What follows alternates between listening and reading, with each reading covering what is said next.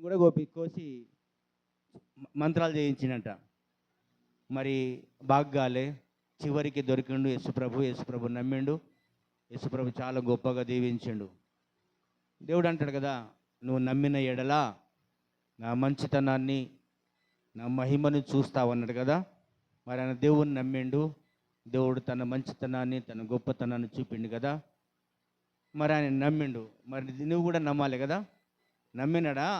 అమ్మినాడా? ఆయన దేవుణ్ణి నమ్మిండు కదా. మరి ఇస్కారియోతు కూడా దేవుణ్ణి నమ్మిండు కదా. చివరికి ఏం చేసిండు? దేవుణ్ణి అమ్ముకున్నాడు. మరి అమ్ముకున్నోడు సుఖపడ్డా? మరి నమ్మినోడు సుఖపడుతుండు కదా. మరి ఆయన దేవుణ్ణి నమ్మినాక బాప్తిసం తీసుకున్న తర్వాత గొర్రెల దొడ్డి ఉండే ఆయనకు. గొర్రెల దొడ్డిని మొత్తం అమ్మేసి ఖాళీ దొడ్డితో చర్చిలో వచ్చి బైబిల్ పట్టుకొని బైబిల్ చదివి ప్రార్థన చేసుకునేవాడు. ఆ తర్వాత ఎట్లా ఏమి ప్రభువాన్ని ప్రార్థన చేస్తే దాదాపు ఇప్పుడు ఆయన ఒక 5-6 ఎకరాల భూమి కొన్నాడు.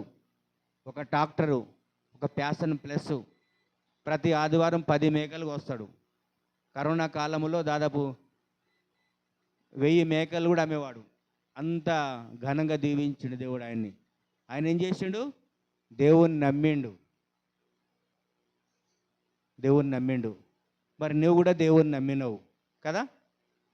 నన్ను ఎందుకు దీవిస్తలేడు ప్రభు అంటావు కదా. 10 సంవత్సరాలు అయింది, 5 సంవత్సరాలు అయింది, ఎక్కడేసిన గొంగడి అట్లే ఉంది అంటున్నావు కదా. ఎంతవరకు నీ భక్తి? నిజంగా దేవుని ప్రేమిస్తున్నావా? నిజంగా మొక్కుతున్నావా? నిజంగా మొక్కితే దేవుడు నిజంగా దీవిస్తాడు కదా. ఎంతసేపు నీ గురించి, నీ కుటుంబం గురించి ఆలోచిస్తావు కదా. అయితే దేవుడు ఏం తక్కువ చేయడు, దేవుడు అన్యాయం చేయడు, దేవుడు మోసం చేసే దేవుడు కాడు. తన స్వభావానికి విరోధంగా ఏది చేయడు ఆయన. దేవుడు మంచి చేసే దేవుడు, గొప్ప చేసే దేవుడు. కాబట్టి నువ్వు దేవుని ప్రేమిస్తే నీ జీవితంలో సమస్తము సమకూర్చి మేలు చేయగల సమర్థుడు ఆయన. నీ జీవితంలో అసాధ్యమైన ఏది ఉన్నా సాధ్యపరిచే దేవుడు ఆయన. మరి నీకు ఒక బాధ్యత ఉంది, చాలా పెద్ద బాధ్యత ఉంది నీకు. నువ్వు దేవుని నమ్మినావు. నీ గురించి ఎంతసేపు నీ గురించి మాత్రమే ఆలోచించకు. నీ గురించి అన్నీ ఎరిగిన దేవుడు నీకు అన్నీ చేస్తాడు. నువ్వు నమ్మితే దేవుని మంచితనం చూస్తావు. కానీ నీ మీద గొప్ప బాధ్యత ఉంది. దేవుడు అనగా నీ భారము యెహోవా మీద మోపము అన్నాడు. దేవుడు తర్వాత ఏమన్నాడు? ఆయన నిన్ను ఆదుకోను అని రాయబడింది. నీ భారము దేవుని మీద మోపితే దేవుడు ఆదుకుంటాడు, తప్పక ఆదుకుంటాడు. కానీ నీకు ఒక బాధ్యత ఉంది, గొప్ప బాధ్యత ఉంది. నువ్వు నీ అంతా నువ్వేం రాలే, నీ అంతలో ఏమి నువ్వు కోరుకొని రాలే. కానీ దేవుడు నిన్ను కోరుకొని నిన్ను చూచి నిన్ను పిలిచినాడు ఈ మందిరానికి. దేవుడు నిన్ను కోరుకొని నిన్ను చూచి పిలిచి మందిరానికి నడిపించాడు దేవుడు. కానీ నీకు గొప్ప బాధ్యత ఉంది. యెరూషలేము క్షేమం కొరకు ప్రార్థన చేయాలి. ఈ మందిరం నీది, ఇది నీ మందిరం. ఈ మందిరానికి నువ్వు ఒక గొర్రెవి, నీకు ఒక కాపరి ఉన్నాడు కదా. నీకు ఒక కాపరి, ఈ కాపరికి నువ్వు గొర్రెవి. ఈ మందిరం నీది కదా. యెరూషలేము క్షేమం కొరకు ప్రార్థన చేయుడు అని రాయబడింది బైబిల్లో. ఈ మందిరం క్షేమం కొరకు ఎవరు ప్రార్థన చేయాలి? నీకు ఒక బాధ్యత ఉంది, నీకు ఒక భారం ఉంది. కాబట్టి ఈ మందిరంలో ఎవరు ఉంటారు? కాపరి ఉంటాడు, కాపరి కుటుంబం ఉంటుంది, నువ్వు ఉంటావు, అందరూ ఉంటారు. కాబట్టి ఈ యెరూషలేము, ఈ మందిరము కొరకు, ఈ సంఘము కొరకు ఏం చేయాలి? నువ్వు ప్రార్థన చేయాలి. మరి మందిరాన్ని ప్రేమిస్తే దేవుడికి తక్కువ చేస్తాడా? దేవుడు తక్కువ చేయడు. ఇక్కడ ఒక మాట రాయబడి ఉంది, కీర్తనలు 121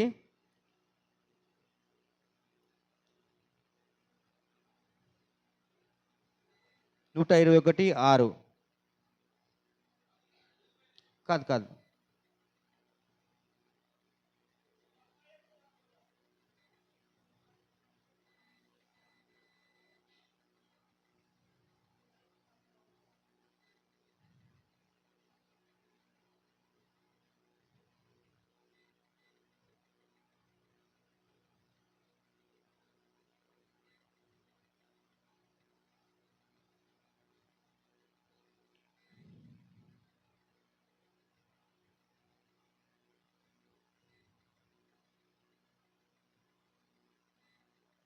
యెరూషలేము యొక్క క్షేమము కొరకు ప్రార్థన చేయుడి. యెరూషలేమా, నిన్ను ప్రేమించువారు వర్ధిల్లుదురు. దేవుని మందిరాన్ని, దేవుని సంఘాన్ని ప్రేమించేవారంట వర్ధిల్లుతారంట. మరి ఇప్పుడు వచ్చిన రాములు దేవుని మందిరాన్ని, దేవుని సంఘాన్ని, దేవుని కాపరిని, దేవుని సేవ చేసే కాపరిని ఏం చేసినాడు? ఆయన ప్రేమించాడు. చాలా మంచి ప్రేమిస్తాడు. తన ప్రాణం కంటే ఎక్కువ ప్రేమిస్తాడు ఆయన మందిరాన్ని, సంఘాన్ని, నన్ను కానీ నా కుటుంబాన్ని కానీ. మరి ఈరోజు ఆయన వర్ధిల్లుతున్నాడు. ఇంకొక మాట ఏమన్నా దేవుడు, నన్ను ప్రేమించు వారిని, దేవుని ప్రేమించే వారినంట దేవుడు ప్రేమిస్తాడంట. దేవుడు తప్పగా ప్రేమిస్తాడు. మరి దేవుని ప్రేమించే వారిని ఆస్తికి కర్తలుగా ఉంచుతాడంట. అంటే ఆస్తి మీద అధికారిగా ఉంచుతాడంట. మరి దేవుని ప్రేమించే వారికి ఏమిస్తాడు? ఐశ్వర్యం ఇస్తాడంట, ఘనత ఇస్తాడంట, పేరు ప్రఖ్యాతులు ఇస్తాడంట, స్థిరమైన ఆశీర్వాదం ఇస్తాడంట దేవుడు. మరి నిజంగా నువ్వు దేవుని ప్రేమిస్తే నీ జీవితంలో ఎన్నడూ చూడని అద్భుతాలు చూస్తావు, ఎన్నడూ చూడని ఆశ్చర్యకార్యాలు చూస్తావు. మరి నా అమ్మాయి డాక్టర్ చదువు పూర్తయింది 2024 డిసెంబర్ 30కి చదువు పూర్తయింది. అందరూ ఏమంటున్నారు? అవమానపరుస్తున్నారు, గేలి చేస్తున్నారు. నీ బిడ్డ పెళ్ళి ఎప్పుడు చేస్తావు, నీ కొడుకు పెళ్ళి ఎప్పుడు చేస్తావని.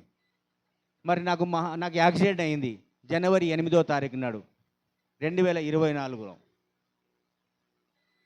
అడిగిన ప్రభువా, శ్రమ అయితే వచ్చింది, కాళ్ళు చేతులు ఇరిగే పరిస్థితి, చావు దగ్గరకు వచ్చింది.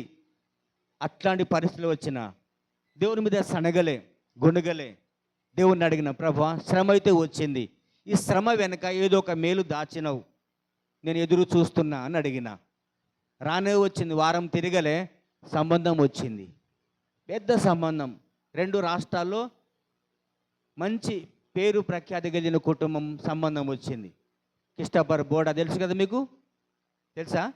అబ్బెతాను మలికేమో కోయి కీదో కోనీరనే పాట పాడిన చూడు, వాళ్ళ తమ్ముని కొడుకు సంబంధం వచ్చింది జనవరి 16, 2024లో. ఒప్పుకున్న మార్చి 21 పెళ్ళయింది 2024. ఆ తర్వాత బిడ్డ వెళ్ళిపోయింది. మళ్ళీ నాకు బిడ్డలాగా కోడలు కావాలి ప్రభు అని ప్రార్థించిన. తర్వాత 7 నెలలు కాలే కొడుకు పెళ్లి చేయడానికి దేవుడు సహాయం చేశాడు. అంటే 2 పెళ్ళిళ్ళు 7 నెలల్లో పూర్తి అయిపోయింది.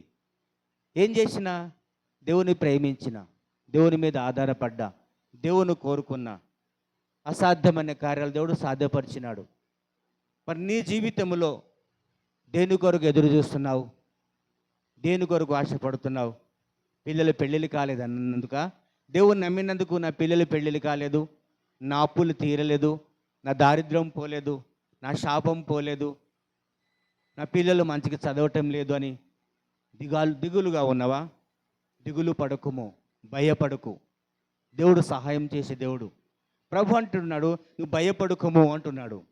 దేని గురించి నువ్వు భయపడుకోము, నువ్వు దిగులు చెందుకోము, నీకు సహాయము చేయవాడను నేనే అని వాగ్దానం చేస్తున్నాడు దేవుడు నీ పట్ల. అయితే నీవు దేవుని ఎడల నమ్మకంగా ఉండు, మనుషుల మీద ఆధారపడకు, మనుషుల వైపు చూడకు. మనుషులు ఇవాళ ఒక మాట, రేపు ఒక మాట మాట్లాడతారు, కానీ దేవుడు మాట తప్పని దేవుడు. నువ్వు నమ్మితే, నువ్వు నిజంగా దేవుని నమ్మితే, నువ్వు నిజంగా దేవుని ప్రేమిస్తే నీ జీవితంలో అసాధ్యమైన కార్యాలు చూస్తావు. నువ్వు అడిగిన దానికంటే, నువ్వు ఊహించిన దానికంటే అత్యధికమైన దీవెనలతో, ఆశీర్వాదాలతో దేవుడు నిన్ను ఆశీర్వదిస్తాడు. కాబట్టి నువ్వు దేవుని నమ్మినావు కదా, నమ్మకంగా ఉండు. నువ్వు మనిషిని ప్రేమించినా, దేవుని ప్రేమించినా నీ ప్రేమ మారొద్దు. దేవుడు అంటున్నాడు, శాశ్వతమైన ప్రేమతో నేను ప్రేమించుచున్నాను అన్నాడు. దేవుని ప్రేమ మారాలి నీ పట్ల. నీ ప్రేమ ఎందుకు మారుతుంది? నీ ప్రేమ ఎందుకు మారనిస్తున్నావు? నువ్వు బాప్తిసం తీసుకున్నప్పుడు అన్నావు కదా, ప్రభువా నేను చచ్చినను నేను మరువను, నేను చచ్చిపోయినను నేను విడువను, అవసరమైతే నీ కొరకు నేను ప్రాణమైన ఇస్తా ప్రభువా, కానీ నేను వదిలిపెట్టను అన్నావు. మరి దేవుని అప్పటి నుంచి ఇప్పటి వరకు ఎన్నిసార్లు దేవుని వదిలిపెట్టినావో, ఎన్నిసార్లు దేవునికి దూరమైనావో, ఎన్నిసార్లు మందిరానికి రాకుండగా సొంత ప్రయోజనం కొరకు, సొంత పనుల కొరకు దూరంగా ఉన్నావో, ఎన్నిసార్లు నేను పాస్టర్ అన్న పలకరించిండో కదా. ఎందుకు మందిరానికి రాలేదు, ఎందుకు సంఘానికి రాలేదు, ఎందుకు ఆదివారం రాలేదని ఎన్నిసార్లు పలకరించిండు కదా దేవుడు కాపరి.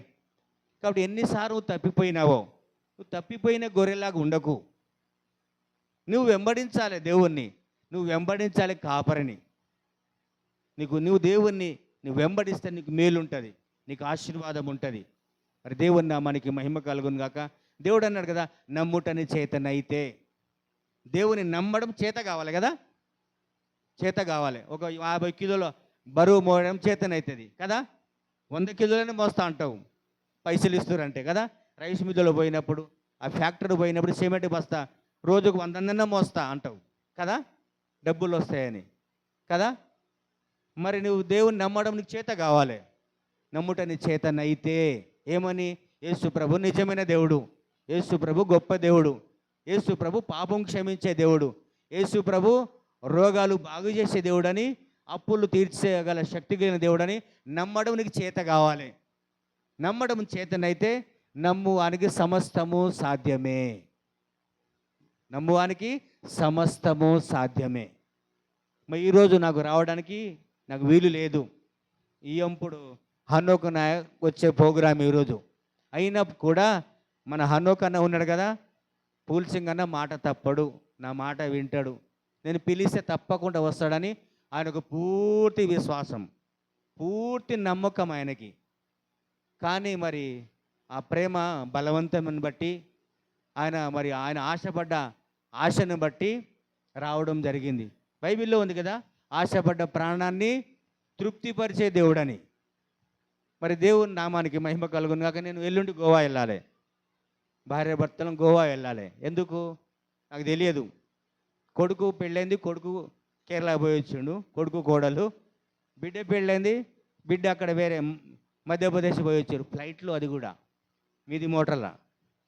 నాకు ఒక చిన్న ఆశ, ఎంత ఆశ అంటే ఆవగింజంత ఆశ ఉండే. ఏమని? నా కొడుకు బిడ్డలు కొడుకులు వాళ్ళు పోయి వచ్చారు మీది మోటార్ల, నాకు కూడా పోవాలని ఆశ ఉండే.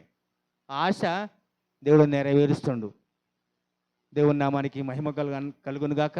ఈ రకంగా మీ మధ్యలోనికి రావడానికి దేవుడు సహాయం చేసిండు. కాబట్టి నీ మీద ఒక భారం ఉంది. యెరూషలేము అంటే ఈ మందిరం కొరకు నువ్వు ప్రార్థన చేయాలి. ఉదయ సాయంకాలం నువ్వు ప్రార్థన చేయి. ఈ ప్రార్థన త్రోసివేసే దేవుడు కాడు. ఈ ప్రార్థనకు జవాబిస్తాడు, నీ ప్రార్థనకు ప్రత్యుత్తరం ఇస్తాడు. తప్పక నువ్వు దేవుని మహిమను చూస్తావు, తప్పకుండా దేవుని మంచితనాన్ని నువ్వు చూస్తావు. ప్రార్థన వృధా కానియాడు దేవుడు, ప్రార్థన త్రోసివేసే దేవుడు కాడు. నువ్వు కన్నీటితో చేసే ప్రార్థన ఆకాశములో నుంచి దేవుడు తొంగి చూస్తాడంట. ఎవరు ఇంతగా కన్నీటితో ప్రార్థన చేస్తున్నారని. హిజ్కియా ప్రార్థన చేసినాడా? ఎక్కడ, ఎట్లా? కన్నీటితో ప్రార్థన చేసినాడంట. ఆయన కన్నీరు ఏరులై పారిందంట. మరి ఆకాశంలో నుంచి దిగి ఏమన్నాడు? హిజ్కియా, నువ్వు కన్నీళ్ళు కారవడం నేను చూచినా అన్నాడు. బాగు చేయడం ఈజీ కదా, ఒక రోజు జ్వరం వచ్చింది, బాగు కావడం ఈజీ. కానీ దేవుడు ఏం చేసిండు? 15 సంవత్సరాల ఆయుస్సును పొడిగించిండు. ఎట్లా అంటే కన్నీటి దేవుని పాదాలు కడిగితే. కాబట్టి దేవుడు, నువ్వు కన్నీటి చేసే ప్రార్థన దేవుడు చూస్తాడు, నీ కన్నీళ్ళను చూస్తాడు, నీ కన్నీటిని తుడుస్తాడు కూడా. ఇంకెవ్వరు లేరు మనకు. మన తల్లిదండ్రులు అందరూ మర్చిపోయినారు, బంధువులు అందరూ మర్చినారు, కానీ యేసు ప్రభు మర్చిపోయే దేవుడు కాడు. నీ తల్లి నేను మర్చినా మరవచ్చును, కానీ నేను నిన్ను మరువను అన్నాడు ఆయన. ఆయన మాట సత్యం, ఆయన మాట నిజం, ఆయన మాటలో సున్నైనా పొల్లైనా తప్పిపోవడానికి వీల్లేదంట. ఆయన నా మాట నిలబెట్టుకుంటాడు, కానీ మనుషులు మాట నిలబెట్టుకోరు. మరి ఇప్పుడు రాములు కొడుకున్నాడు కదా, నేను డాక్టర్కి ఒక మాట చెప్పిన, డాక్టర్ గారు నీ చెయ్యి తగిలింది, ఆయన ఫిట్స్ రోగం రాకుండా ఆగిందయ్యా అంటే డాక్టర్ అంటాడు, ముందు నీ చేయబడింది కదా అన్నాడు. ఆయన ముందు నీ చేయబడింది కదా అన్నాడు. నాకు అర్థం కాలే, నాకు మర్చిపోయినా, నేను మట్టి మనిషిని కదా. ఏమని మర్చిపోయినా, నేను ఆయన మీద చేయి పెట్టి ప్రార్థన చేసి నేను మర్చిపోయినా కదా. దేవుడు మర్చిపోయే దేవుడు కాడు. కానీ మీ మీద ఏ డాక్టర్ మీ తల మీద చేయి పెట్టిండు ఎప్పుడన్నా? ఏమి ఇంజక్షన్ ఇచ్చిండేమో, టాబ్లెట్ ఇచ్చిండేమో, కానీ మీ పాస్టర్ అన్న మీ తల మీద చేయి పెట్టిండు కదా. అందుకే నువ్వు ఈరోజు బ్రతికున్నావు, అందుకే నువ్వు ఊపిరి కలిగి ఉన్నావు, అందుకే నువ్వు ఈ మందిరానికి రాగలిగినావంటే కేవలం సంఘ కాపరి చేసిన ప్రార్థనను బట్టి నువ్వు ఈరోజు బ్రతికున్నావు, ఊపిరి కలిగి ఉన్నావు. మరి ఏం చేయాలి? నువ్వు నీ కాపరికి లోబడు, నీ కాపరికి విధేయత కలిగి ఉండు, నీ కాపరి చెప్పే ప్రతి మాట విను. అది మంచి అయినా కావచ్చు, చెడైనా కావచ్చు, అది నీకు మేలుకరంగా మారుస్తాడు దేవుడు. అది నీకు మేలే. నేను కొట్టినా, నేను తిట్టినా అది నీకు మేలే, అది మేలు. దేవుని నోటను ప్రతి ఉపదేశం అవలంబించిన ఎడల నీకు మేలవుతుంది. దేవునితో నువ్వేం చేయాలి? ఉదయ సాయంకాలం నువ్వు సహవాసము కలిగి ఉండు, సహవాసం స్నేహము కలిగి ఉండు. మరి దేవుడు ఎడబాటు తట్టుకోడంట. నువ్వు దూరం ఉండడం, నువ్వు మందిరానికి రాకపోవడం ఉండడం దేవుడు తట్టుకోడంట. ఎందుకు అంటే ఆయనకు నీ కన్న తండ్రి, ఆయన నీ సృష్టికర్త, నీ కొరకు ప్రాణం పెట్టిన దేవుడు. నువ్వు తల్లి గర్భంలో ఉన్నప్పుడు నువ్వు చూసిన దేవుడు, నువ్వు దీన దశలో ఉన్నప్పుడు చూసిన దేవుడు, ఆ మధ్యకాలము చూసిన దేవుడు, ఇప్పుడు నేను చూస్తున్న దేవుడు. ఆయన చూసే దేవుడు, ఆయన మాట్లాడే దేవుడు. కాబట్టి నువ్వు దేవునికి దూరంగా ఉంటే నీకు క్షేమము లేదు, నీకు మేలు లేదు. మరి మందిరానికి, సంఘానికి, సహవాసానికి నువ్వు దూరంగా ఉంటే నీకు మేలు లేదు. నీకు క్షేమము కలగాలంటే, నువ్వు ఆస్వాదింపబడాలంటే, నువ్వు దీవించబడాలంటే సంఘ సహవాసానికి నువ్వు కట్టుబడి ఉండాలి. అప్పుడు తప్పకుండా దీవించబడతావు. మరి గతంలో ఎన్ని కదా, ఒక దినము నా మందిరంలో గడుపుట 1000 దినముల కంటే శ్రేష్టం అన్నాడు దేవుడు. ఒక్క దినం, సంవత్సరంలో ఎన్ని దినాలు, ఎన్ని ఆదివారాలు డుమ్మ కొట్టినావు కదా, ఎంత మిస్ అయిపోయినావు, ఎంత ఆశీర్వాదాలు పోగొట్టుకున్నావు కదా. దావీదు అంటాడు, జనులు మందిరంలోనికి వస్తున్నప్పుడు నేను సంతోషించి తినన్నాడు. కాబట్టి నీవు దేవుని మందిరానికి వస్తే ముందు సంతోషించేది నీ కాపరినే. నువ్వు మందిరంలో నువ్వు కనిపిస్తే సంతోషపడేది మీ సంఘ కాపరి, తల్లిదండ్రులు, బంధువులు కాదు. ఏం పోతావులే చర్చికి అంటారు కదా, నీ మనసు పాడు చేస్తారు. కానీ నువ్వు దేవుని మందిరానికి వస్తే నువ్వు సంతోషిస్తాడు మీ కాపరి. నువ్వు దీవించబడితే ఆయనే ముందు సంతోషపడతారు. నువ్వు సంతోషంగా ఉంటే ఆయన సంతోషంగా ఉంటావు. దుఃఖంలో ఉన్నప్పుడు నీ దుఃఖం పంచుకుంటారు కాపరి, ఇంకెవ్వరు పంచుకోరు. కాబట్టి ఈ సంఘము కొరకు, ఈ సంఘ పరిచర్య కొరకు, ఈ మందిరం కొరకు, ఈ సంఘం క్షేమము కొరకు నువ్వు ప్రార్థించే బాధ్యత నీ మీద మోపబడి ఉంది. నీకు మేలు ఉంటుంది, అట్లా నీకు క్షేమం ఉంటుంది. నువ్వు వర్ధిల్లబడతావు, నువ్వు దీవించబడతావు, నువ్వు ఆస్వాదించబడతావు. దేవుని నామానికి మహిమ కలుగును గాక. మరి మీ కాపరి కొరకు, కాపరి కుటుంబం కొరకు మీరు ఉదయ సాయంకాలం రోజు మీరు ప్రార్థించండి. మీ ప్రార్థన పరమును చేరుతుంది. స్తుతి ఆరాధన పైకి పోవాలంట, పైనుంచి ఆశీర్వాదం కిందికి వస్తుందంట. నీ ప్రార్థన పరమును చేడాలి. అలాగున నీకు మేలు దీవెనలు కలుగుతాయి. మరి సంఘం సేవ, మరి ప్రాంతం అభివృద్ధి చెందాలంటే ఏం చేయాలి? సంఘముగా, ఒకే కుటుంబముగా, ఒకే తండ్రి బిడ్డలముగా మీరందరూ ప్రార్థన చేస్తాయి. మళ్ళీ వచ్చే సంవత్సరం కల్లా ఈ సంఘం మీరే చూస్తారు కళ్ళారా. దేవుని మంచితనం, దేవుని గొప్పతనం నువ్వు చూస్తావు. ఎందుకంటే మీరందరూ సహోదరి సహోదరులు, ఒకే రక్తంలో కడగబడ్డాం, ఒకే తల్లి బిడ్డలం మనం. మనలో భేదాలు రావద్దు, భేదాలు అస్సలు రావద్దు. ఏమో ఆనాడు వచ్చిందేమో దేవుని నమ్మకం ముందు, కానీ ఈనాడు రావద్దు, ఈనాడు భేదాలు రావద్దు. కాబట్టి మీ సంఘం, ఈ సేవ, ఈ పరిచర్య, ఈ ప్రాంతం దీవించబడాలంటే మీరేం చేయాలి? ప్రార్థన చేయాలి. ప్రార్థన లేకుండా ఏది జరగదు. కాబట్టి దేవుడు ఈ కొన్ని మాటలు దీవించి ఆస్వాదించును గాక. మీకు అందరికీ నా వందనాలు.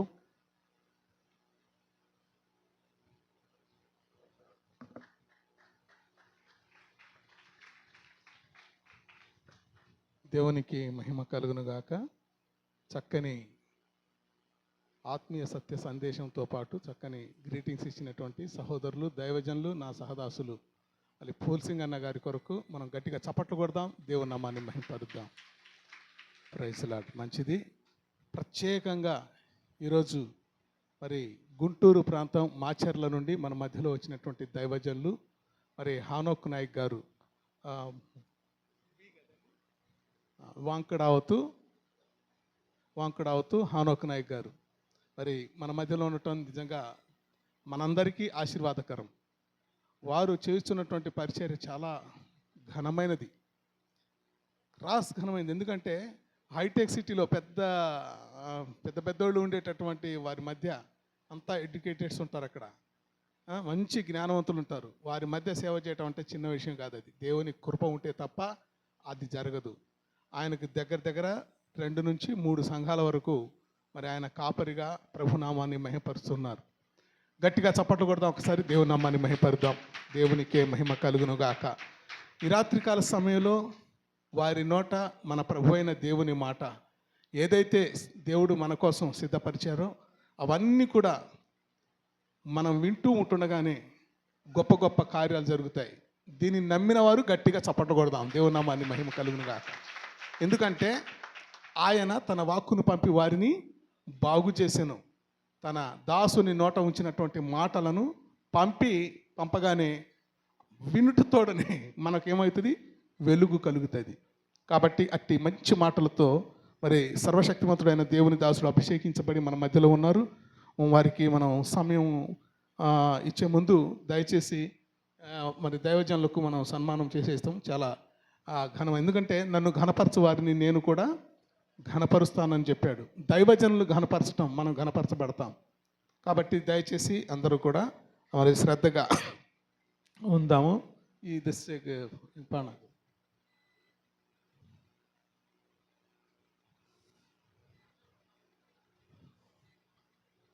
ప్రభు మహాకృపను బట్టి ప్రతిసారి కూడా నెలలో మొదటి బుధవారం అందు మనం దైవజనులను పిలిపించి వారిని సన్మానించి వారి నోట సర్వశక్తిమంతుడైన దేవుడించిన మాటలను బట్టి మనం ఆశీర్వాదం పొందుతున్న రీతిగానే ఈరోజు కూడా మన మధ్యలో ఉన్నటువంటి దైవజనులను మనం సన్మానించుదాం, దేవుని నామాన్ని మహిమపరుస్తాం.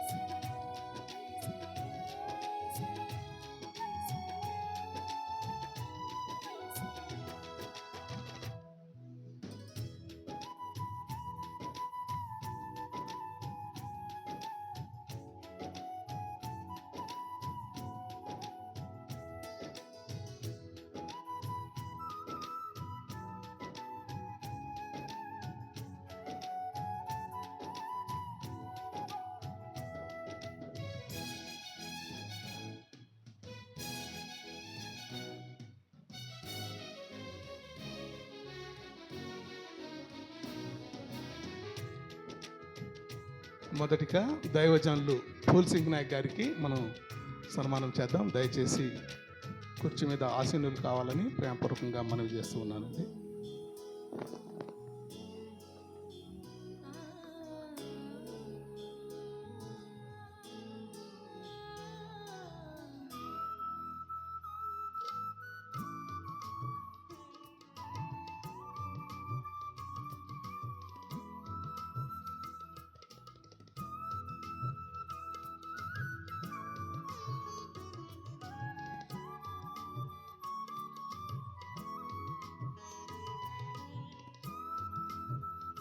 అలాగే దైవజనులు హానోక్ గారికి కూడా మనం సన్మానం చేద్దామండి.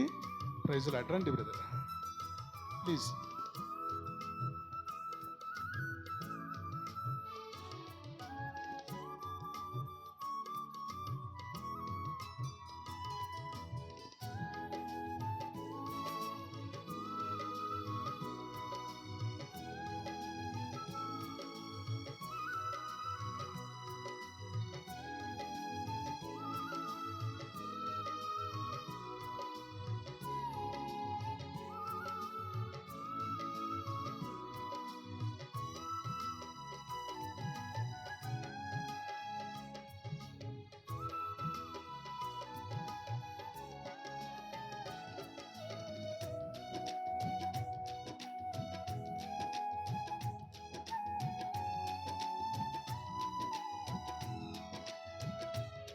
ప్రైజ్ ది లార్డ్, హల్లెలూయా.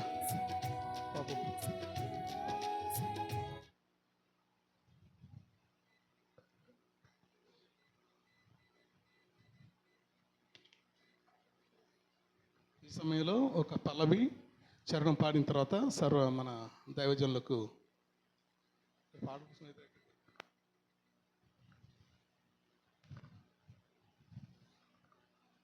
ఒక చరణం, ఒక పల్లవి ఒక చరణం మాత్రమే పాడదాం.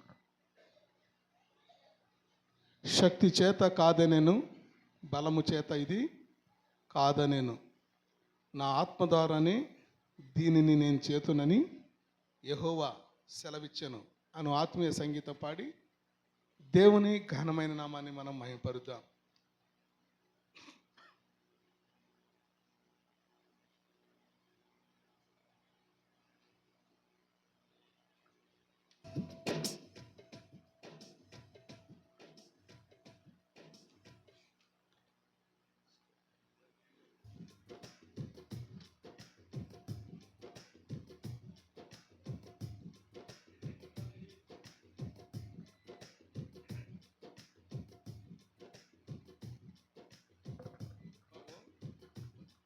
అందరం చప్పట్లు కొడదామండి. శక్తి చేత కాదనెను, బలముతో ఇది కాదనెను, శక్తి చేత కాదనెను. అందరం పాడదాం.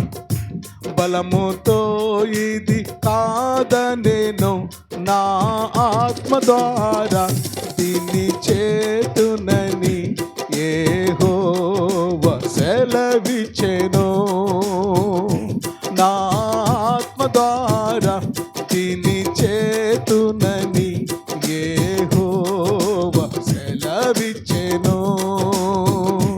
శక్తి చేత కాదనెను, బలముతో ఇది కాదనెను, శక్తి చేత కాదనెను. గట్టిగా చప్పట్లు కొడదాం, దేవుని నామాన్ని మహిమపడదాం. బలముతో ఇది కాదనెను, నా ఆత్మ ద్వారా దీన్ని చేతునని యెహోవా సెలవిచ్చెను, నా ఆత్మ ద్వారా దీన్ని చేతునని యెహోవా సెలవిచ్చెను. ఓ ఇశ్రాయేలు విను, నీ భాగ్యం ఎంతో గొప్పది. ఓ ఇశ్రాయేలు విను, ఆమేన్, నీ భాగ్యం ఎంతో గొప్పది. యెహోవా రక్షించిన నిన్ను పోలిన వారెవరు, యెహోవా రక్షించిన నిన్ను పోలిన వారెవరు. శక్తి చేత కాదనెను, బలముతో ఇది కాదనెను, శక్తి చేత కాదనెను. ఆమేన్, ఆమేన్. బలముతో ఇది కాదనెను. హల్లెలూయా. మహిమ మన తండ్రి అయిన దేవాతి దేవునికే చెల్లునుగాక. చూడండి, సమయం కరెక్ట్గా 9 అయింది. ఈ సమయంలో దైవజనులు హానోక్ గారి నోట తండ్రి అయిన దేవుడు ఉంచిన ప్రతి మాట మనలను వెలిగించునుగాక. గట్టిగా దైవజనుని చప్పట్లతో ఆహ్వానిద్దాం. దేవునికి మహిమ కలుగునుగాక. హల్లెలూయా.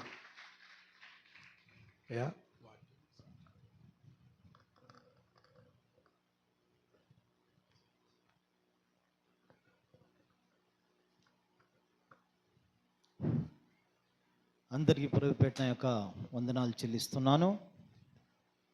ఈరోజు మీ మధ్యలోకి రావడానికి మనకు మధ్యవర్తి దేవుడైనటువంటి యేసుక్రీస్తు మధ్యవర్తి అయి మీ మధ్యలో మమ్మల్ని తీసుకుని వచ్చాడు.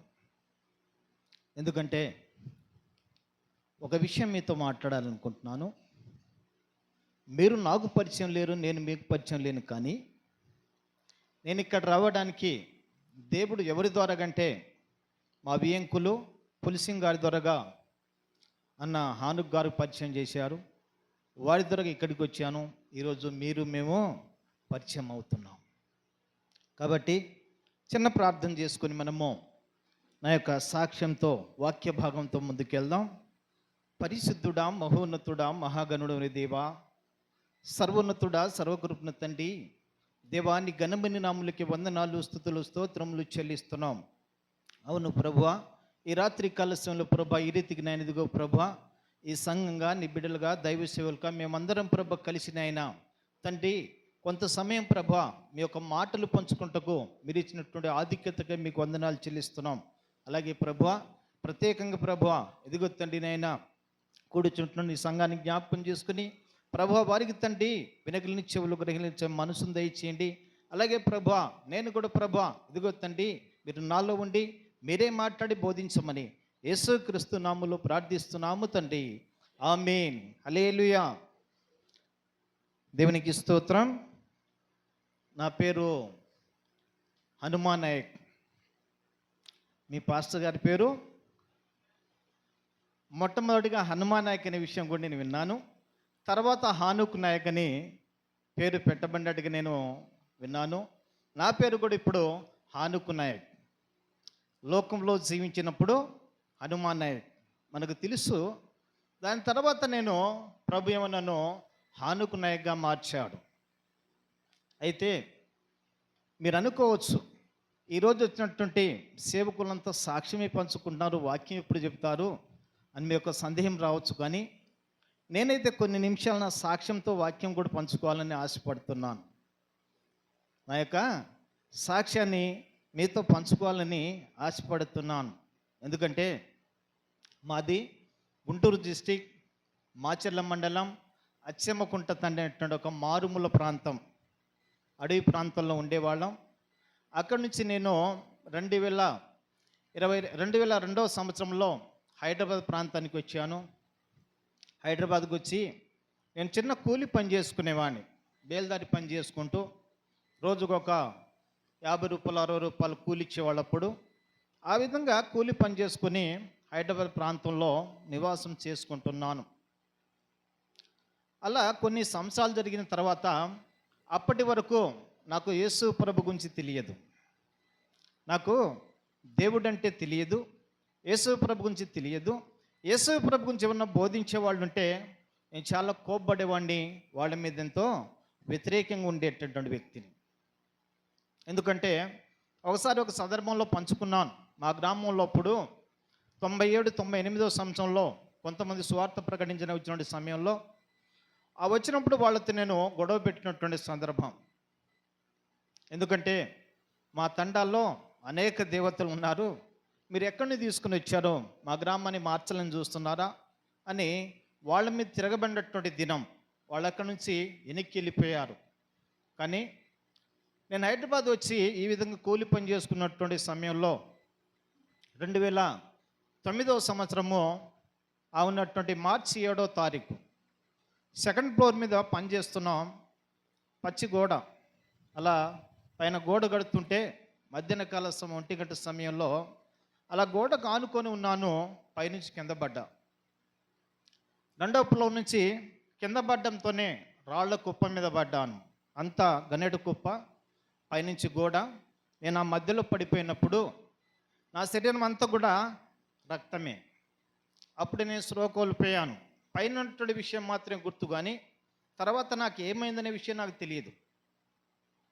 ఆ విధంగా పడిపోయిన తర్వాత అక్కడి నుంచి నన్ను తీసుకుని ఆ పని వాళ్ళు మాదాపూర్ ప్రాంతంలో ఇమేజ్ హాస్పిటల్లో జాయిన్ చేశారు. జాయిన్ చేసినప్పుడు జరిగింది 1 గంటకు, సాయంత్రం రాత్రి 10 గంటల వరకు ఎవరికి తెలియదు. మా వాళ్ళు వీళ్ళు వెతుకుతున్నారు, ఎక్కడి పనికి వెళ్ళాడు అని వీళ్ళు వెతుకుతున్నారు, వీళ్ళకేం తెలియదు. కానీ నేను హాస్పిటల్లో జాయిన్ ఉన్నాను. తర్వాత నాతో పనిచేసినటువంటి వాళ్ళు వచ్చి తర్వాత మా ఇంట్లో చెప్పారు, ఈ విధంగా మీ ఆయన పడిపోయాడు, హాస్పిటల్లో ఉన్నాడు, సావు బ్రతుకులో ఉన్నాడు. మరి చనిపోయాడో బ్రతికాడో తెలియదు, కానీ హాస్పిటల్లో మాత్రం జాయిన్ చేశారని చెప్పారు. అప్పుడు మా వాళ్ళు వచ్చారు, వచ్చి వాళ్ళు చూశారట. నేను 5 రోజులు కోమలో ఉన్నా, నాకేమీ తెలియదు. ఆ ఉన్నటువంటి 5 రోజులు అయిన తర్వాత నాకు కొద్దిగా స్లో వచ్చింది. స్లో అంటే మాటలు కాదు, నేత్రాలు తెరిచాను. ఉన్నటువంటి వాళ్ళ జనాలను కొద్దిగా గుర్తుపడుతున్నాను. ఆ గుర్తుపడుతున్నటువంటి సమయంలో అక్కడి నుంచి వాళ్ళు ఒక 5 రోజులు అదనంగా ఇచ్చారు. ఒక 4-5 లక్షల రూపాయలు ఖర్చు పెట్టి ఇతను బ్రతకడు, ఇతన్ని తీసేయండి అని చెప్పి హాస్పిటల్ నుంచి తీసేసారు. మా బంధువులందరూ వచ్చారు, మా రక్త సంబంధులు, వీళ్ళు, మా తమ్ముళ్ళు, మా చెల్లెళ్ళు అందరూ వచ్చారు. వచ్చి చూస్తున్నారు. వాళ్ళు అక్కడి నుంచి మా తమ్ముళ్ళు ఏం చేశారంటే అక్కడి నుంచి తీసి హైదరాబాద్ ఉన్నటువంటి నిమ్స్ హాస్పిటల్లో జాయిన్ చేశారు. నిమ్స్ హాస్పిటల్లో జాయిన్ చేసినప్పుడు వాళ్ళన్నీ ఎక్స్రేలు తీసి వాళ్ళు అన్నారు కదా, 2 కిడ్నీలు పగిలిపోయినాయి, లివర్ మొత్తం పగిలిపోయింది, ఇతరులు ఏముందని తీసుకొచ్చారు, మహాగణ బ్రతికి ఒక 15 రోజులు 20 రోజులు బ్రతుకుతాడు, కాబట్టి ఇతనికి మీకేమైనా ఆయన ఏమైనా తినాలనుకుంటే పెట్టండి, లేకుంటే తీసుకుని వెళ్ళండి చెప్పారు. అక్కడ భూషణ్ రాజ్ అని డాక్టర్ గారు, ఆయనకు చూపిస్తే ఆ విధంగా చెప్పడం వలన అక్కడి నుంచి తీసుకుని ఇచ్చారు. దాని తర్వాత హైదరాబాద్ లక్డీ కప్పుల్లో గ్లోబల్ హాస్పిటల్ తీసుకెళ్లారు. అక్కడ లివర్ స్పెషలిస్ట్ ఒక ఆయన ధర్మేష్ కపూర్ గారని స్పెషలిస్ట్, ఆయన అమెరికా నుంచి వచ్చాడు. ఆ డాక్టర్ దగ్గర తీసుకెళ్లారు. ఆ తీసుకెళ్ళిన తర్వాత ఉన్నటువంటి ఆ డాక్టర్ గారు అన్నారు, ఇతను ఏం లేదమ్మా, అనవసరం ఖర్చు పెట్టకండి, ఇతన్ని తీసుకుని వెళ్ళిపోమని చెప్పారు. అక్కడి నుంచి తీసుకొచ్చారు. జూబ్లీస్లో అపోలో హాస్పిటల్ తీసుకెళ్లారు. ఆ హాస్పిటల్లో అక్కడ రాజ్ కుమార్ గారని, ఆయన కూడా లివర్ స్పెషలిస్టు, ఆయన దగ్గర తీసుకెళ్తే ఆయన కూడా అదే అన్నాడు, ఇతను బ్రతకడానికి అవకాశం లేదు, తీసుకెళ్ళి మీ ఊర్లో తీసుకుని వెళ్ళిపోమని చెప్పినప్పుడు తీసుకొచ్చి ఇంట్లో పడేసారు. చిన్న రేకుల రూమ్ ఉండేది, ఆ రూమ్లో పడేసినప్పుడు మా బంధువులందరూ వస్తున్నారు. వీళ్ళందరూ రావడము, చూసి వెళ్ళిపోవడం, అలా వస్తూ ఉన్నప్పుడు సమయంలో నాకు అప్పటికి కూడా ఒక 15 రోజులు కావచ్చు, 15-20 రోజుల లోపు నాకు అర్థమైంది నేను బ్రతకను. చిన్న చిన్న పిల్లలు, నాకు 2 పాప, ఒక బాబు, వాళ్ళు చిన్నవాడు. మా పెద్ద పాప వచ్చేసి అప్పుడు 5th క్లాస్ చదువుతుంది. అయితే ఆ యొక్క సమయంలో నేను గమనించాను ఏంటంటే నేను బ్రతకను. నాకు మొత్తం ఆ మంచం మీద కన్నీళ్ళు మాత్రమే బయటకు వస్తున్నాయి. చూస్తున్న బంధువులు వచ్చినప్పుడు కన్నీరు కార్చడం, ఆ విధంగానే ఏడ్చుకుంటూ ఉండడం. అన్నం తినేది ఏం లేదు. నాకు చిన్న కొద్ది జ్యూస్ ఇస్తే అది కొద్దిగా తాగేవాడిని, అంతేగాని అంతకంటే ఏం తీసుకునేవాడిని కాదు. ఎందుకంటే లివర్ మొత్తం పగిలిపోయింది. ఆ రాళ్ళలో గుద్దుకొని లివర్ మొత్తం పగిలిపోయి దాని మీద రక్తపు గడ్డగట్టి ఆ యొక్క పరిస్థితిలో ఏమి కూడా తినడానికి లేదు. ఆ యొక్క పరిస్థితిలో ఉన్నటువంటి సమయంలో వీళ్ళందరూ వస్తున్నారు. నేను ఆ రాత్రి కాల సమయంలో అనుకున్నాను, నేను ఇవాళ రేపు అయిపోతాను, నేను ఇంక బ్రతకడానికి లేదు అని అది ఆలోచించుకున్నటువంటి సమయంలో అప్పటికి కూడా మా బంధువుల్లో కానీ ఎవరు కానీ యేసుక్రీస్తు నమ్ముకయ్యా అని చెప్పినటువంటి వాళ్ళు ఎవరు లేరు. ఎందుకంటే మా బంధువుల్లో లేరు కాబట్టి ఆ విధంగా ఉన్నటువంటి సమయంలో రాత్రికాల సమయము 3 గంటలు అవుతుంది. ఆ రాత్రికాల సమయంలో మా బంధువులు వచ్చారు. దాదాపు 20 మంది వచ్చి వాళ్ళకు ఉన్నటువంటి ఆలోచన ఏంటంటే సిటీలో ఉంచడం ఎందుకు, ఇతన్ని తీసుకెళ్ళి శుభ్రంగా ఊర్లో ఉంచుదాం, ఇవాళ రేపు చనిపోతే అక్కడనే మనం కాల్చేయవచ్చు అనే ఆలోచనతో వచ్చి వాళ్ళందరూ బయట కూర్చున్నారు, పండుకున్నారు. నేను ఇంట్లో పండుకొని ఉన్నాను. నాకైతే ఇంకా నిద్ర లేదు, ఇంకా నిద్ర ఎంత రావట్లేదు. ఒకటే ఆ దుఃఖము, కన్నీరు, అంతే, మాటలు ఏం లేవు. ఆ యొక్క సమయంలో ఆ విధంగా నేను కన్నీరు కార్చుకుంటున్నాను. 3 గంటల సమయంలో, ఉదయకాల సమయంలో ఒక స్వరం వచ్చి నాతో మాట్లాడుతుంది, నా కుమారుడా నేను నిన్ను బ్రతికిస్తా, ఎవరు ఏమిటో తెలియదు, ఇలా చూస్తున్నాను, ఎవరు కనబడట్లేరు. ఎందుకంటే స్వరం అంటే తెలియదు, బైబిల్ అవగాహన తెలియదు, మనకేం తెలియదు. కాబట్టి నా కుమారుడా నేను బ్రతికిస్తానంగానే నేను గట్టిగా కేకేసాను. ఆ 3 గంటల సమయంలో నేను గట్టి కేకేసినప్పుడు మా బంధువులు అనుకుంటున్నారు చనిపోయే సమయానికి ఈ విధంగా కేకేసి ప్రాణం విడిచిపెడతారనే ఆలోచన వాళ్ళు ఆలోచించుకుంటూ అందరు లేచి లోపలికి వస్తున్నారు. వచ్చి నన్ను చూస్తున్నప్పుడు ఎప్పుడైతే ఆ స్వరాన్ని విన్నానో నేను, దాని తర్వాత నాలో మాటలు వస్తున్నాయి, నేను ఇంక బ్రతుకుతా అనే మాట మాత్రం నాలో వస్తుంది, వేరేది ఏం రావట్లేదు. ఒక 10 నిమిషాల తర్వాత మళ్ళా ఇంకో స్వరం, ఉదయకాలం లేచి చర్చికి వెళ్ళిపో అనే ఒక స్వరం మళ్ళీ ఎప్పుడైతే విన్నానో నేను మళ్ళా గట్టే కేకేశాను. బంధువులందరూ మళ్ళా ఉన్నటువంటి వాళ్ళందరూ లోపల వచ్చారు, వచ్చి అడిగారు ఏమైంది అంటున్నారు. నేను మాటలు స్టార్ట్ అయినాయి, నాకు మాట్లాడుతున్నాను, నేను ఇంక చావనన్నా. వాళ్ళందరూ ఆశ్చర్యపడుతున్నారు, ఏంది ఇంత మాటలు మాట్లాడుతున్నాడు అనుకొని వాళ్ళందరూ ఆశ్చర్యపడుతున్నారు. నేను ఇంక చావను, ఎందుకు తెలుసా, నన్ను ఉదయకాలం చర్చికి వెళ్ళిపోమని ఒకతను వచ్చి ఆయన స్వరంతో నాతో మాట్లాడాడు. కాబట్టి ఈయన సర్వోన్నతుడు దేవుడై ఉంటాడేమో. ఎందుకంటే అంతకుముందు నేను ఆ కోమలో ఉన్నప్పుడు ఆ మాటలు ఉన్నటువంటి సమయంలో నేను అనేక విగ్రహార్థులకు దాదాపు 5 లక్షల రూపాయలు మొక్కుబడి చేసుకున్నాను. నేను బ్రతికితే 5 లక్షల రూపాయల విగ్రహాలు తయారు చేపిస్తానని చెప్పి ఆ విధంగా నేను అనుకొని ఉన్నాను. దాని తర్వాత చాలా ఆలోచనలు వచ్చినాయి. ఎలా అంటే, నిజంగా దేవుడు అనేవాడు ఈ లోకంలో లేడా? దేవుడు అనేవాడు ఉంటే నాతో మాట్లాడతాడు, ఇంత మొక్కుబళ్ళు చేస్తున్నాను కదా అని సందేహం వచ్చినటువంటి సందర్భం కూడా ఉన్నది. ఆ యొక్క పరిస్థితిలో ఉన్నప్పుడు నేను ఈ విధంగా ఉదయకాలం చర్చిలో ఉన్నప్పుడు నేను మాట్లాడాను.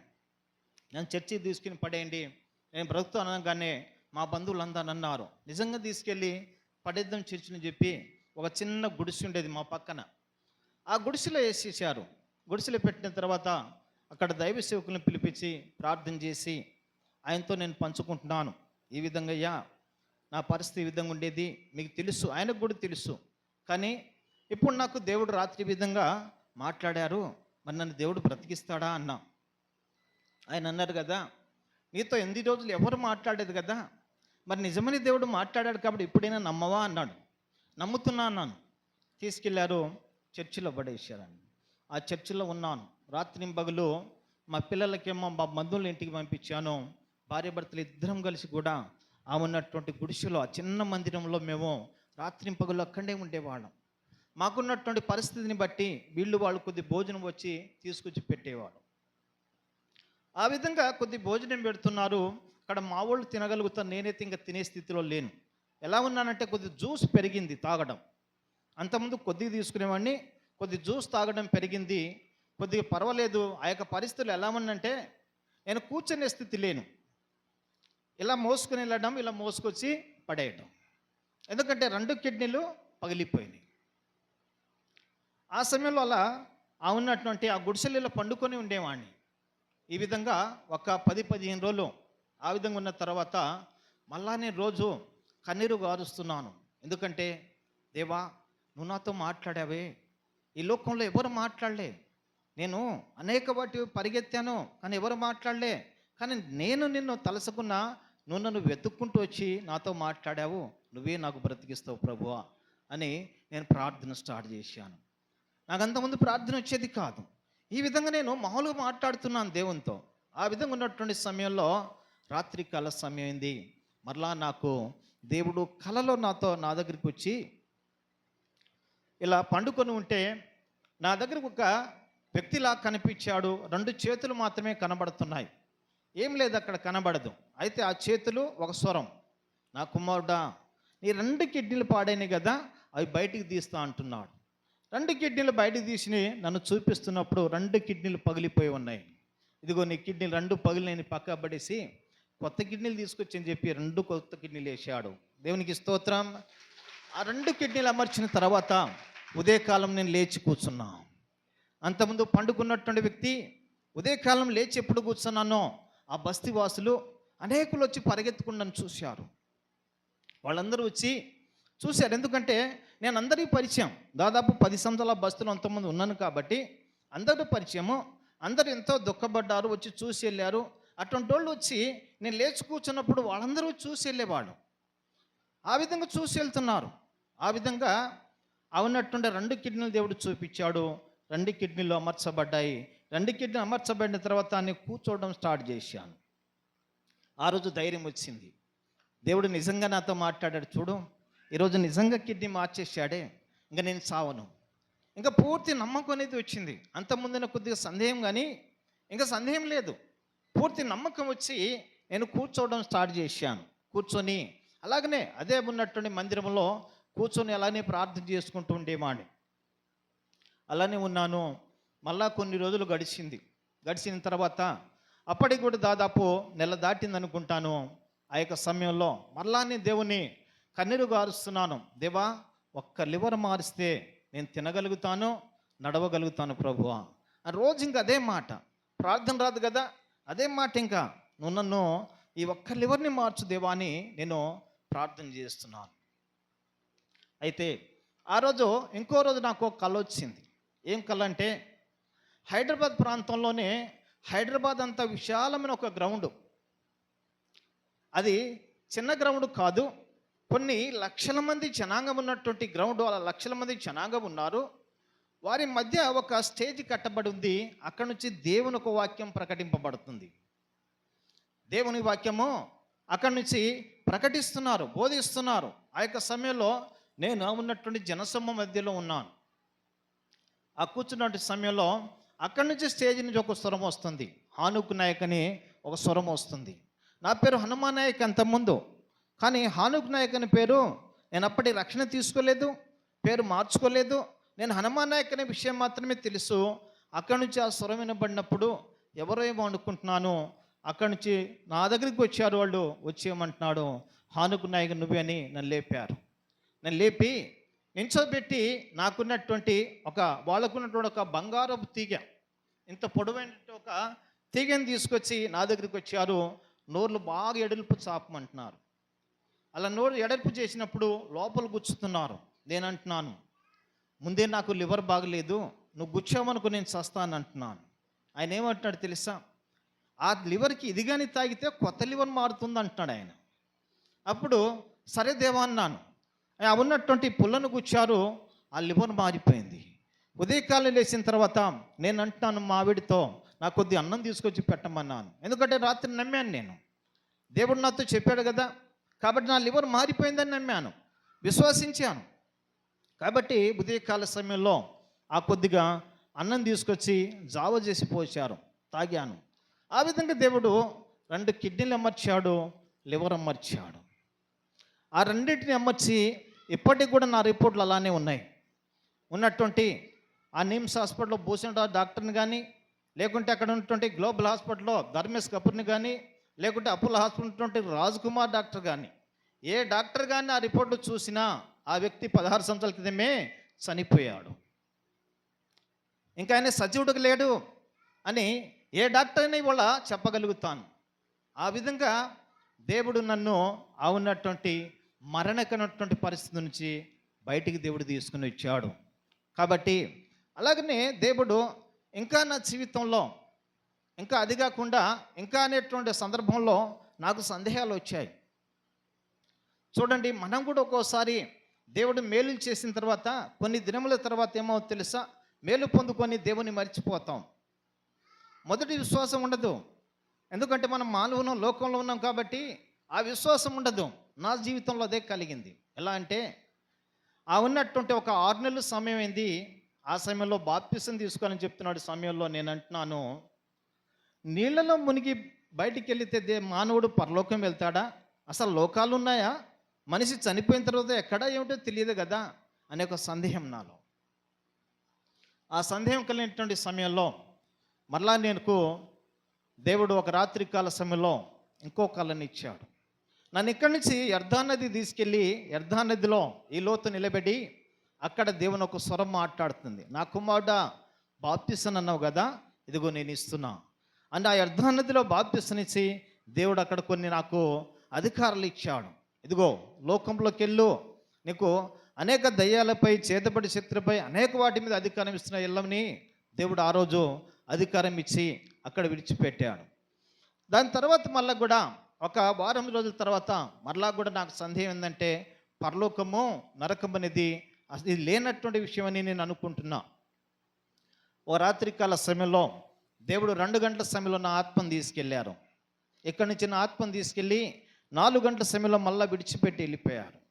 ఆ 2 గంటల నుంచి 4 గంటల వరకు నాకు చూపించిన దర్శనాలు ఏమిటి తెలుసా? నన్ను ఈ లోకం నుంచి ఎత్తుకుని వెళ్ళి ఒక ఎత్తైనటువంటి గోడ మీద కూర్చోబెట్టారు. కూర్చోబెట్టి ఆ గోడ మీద కూర్చున్నాను.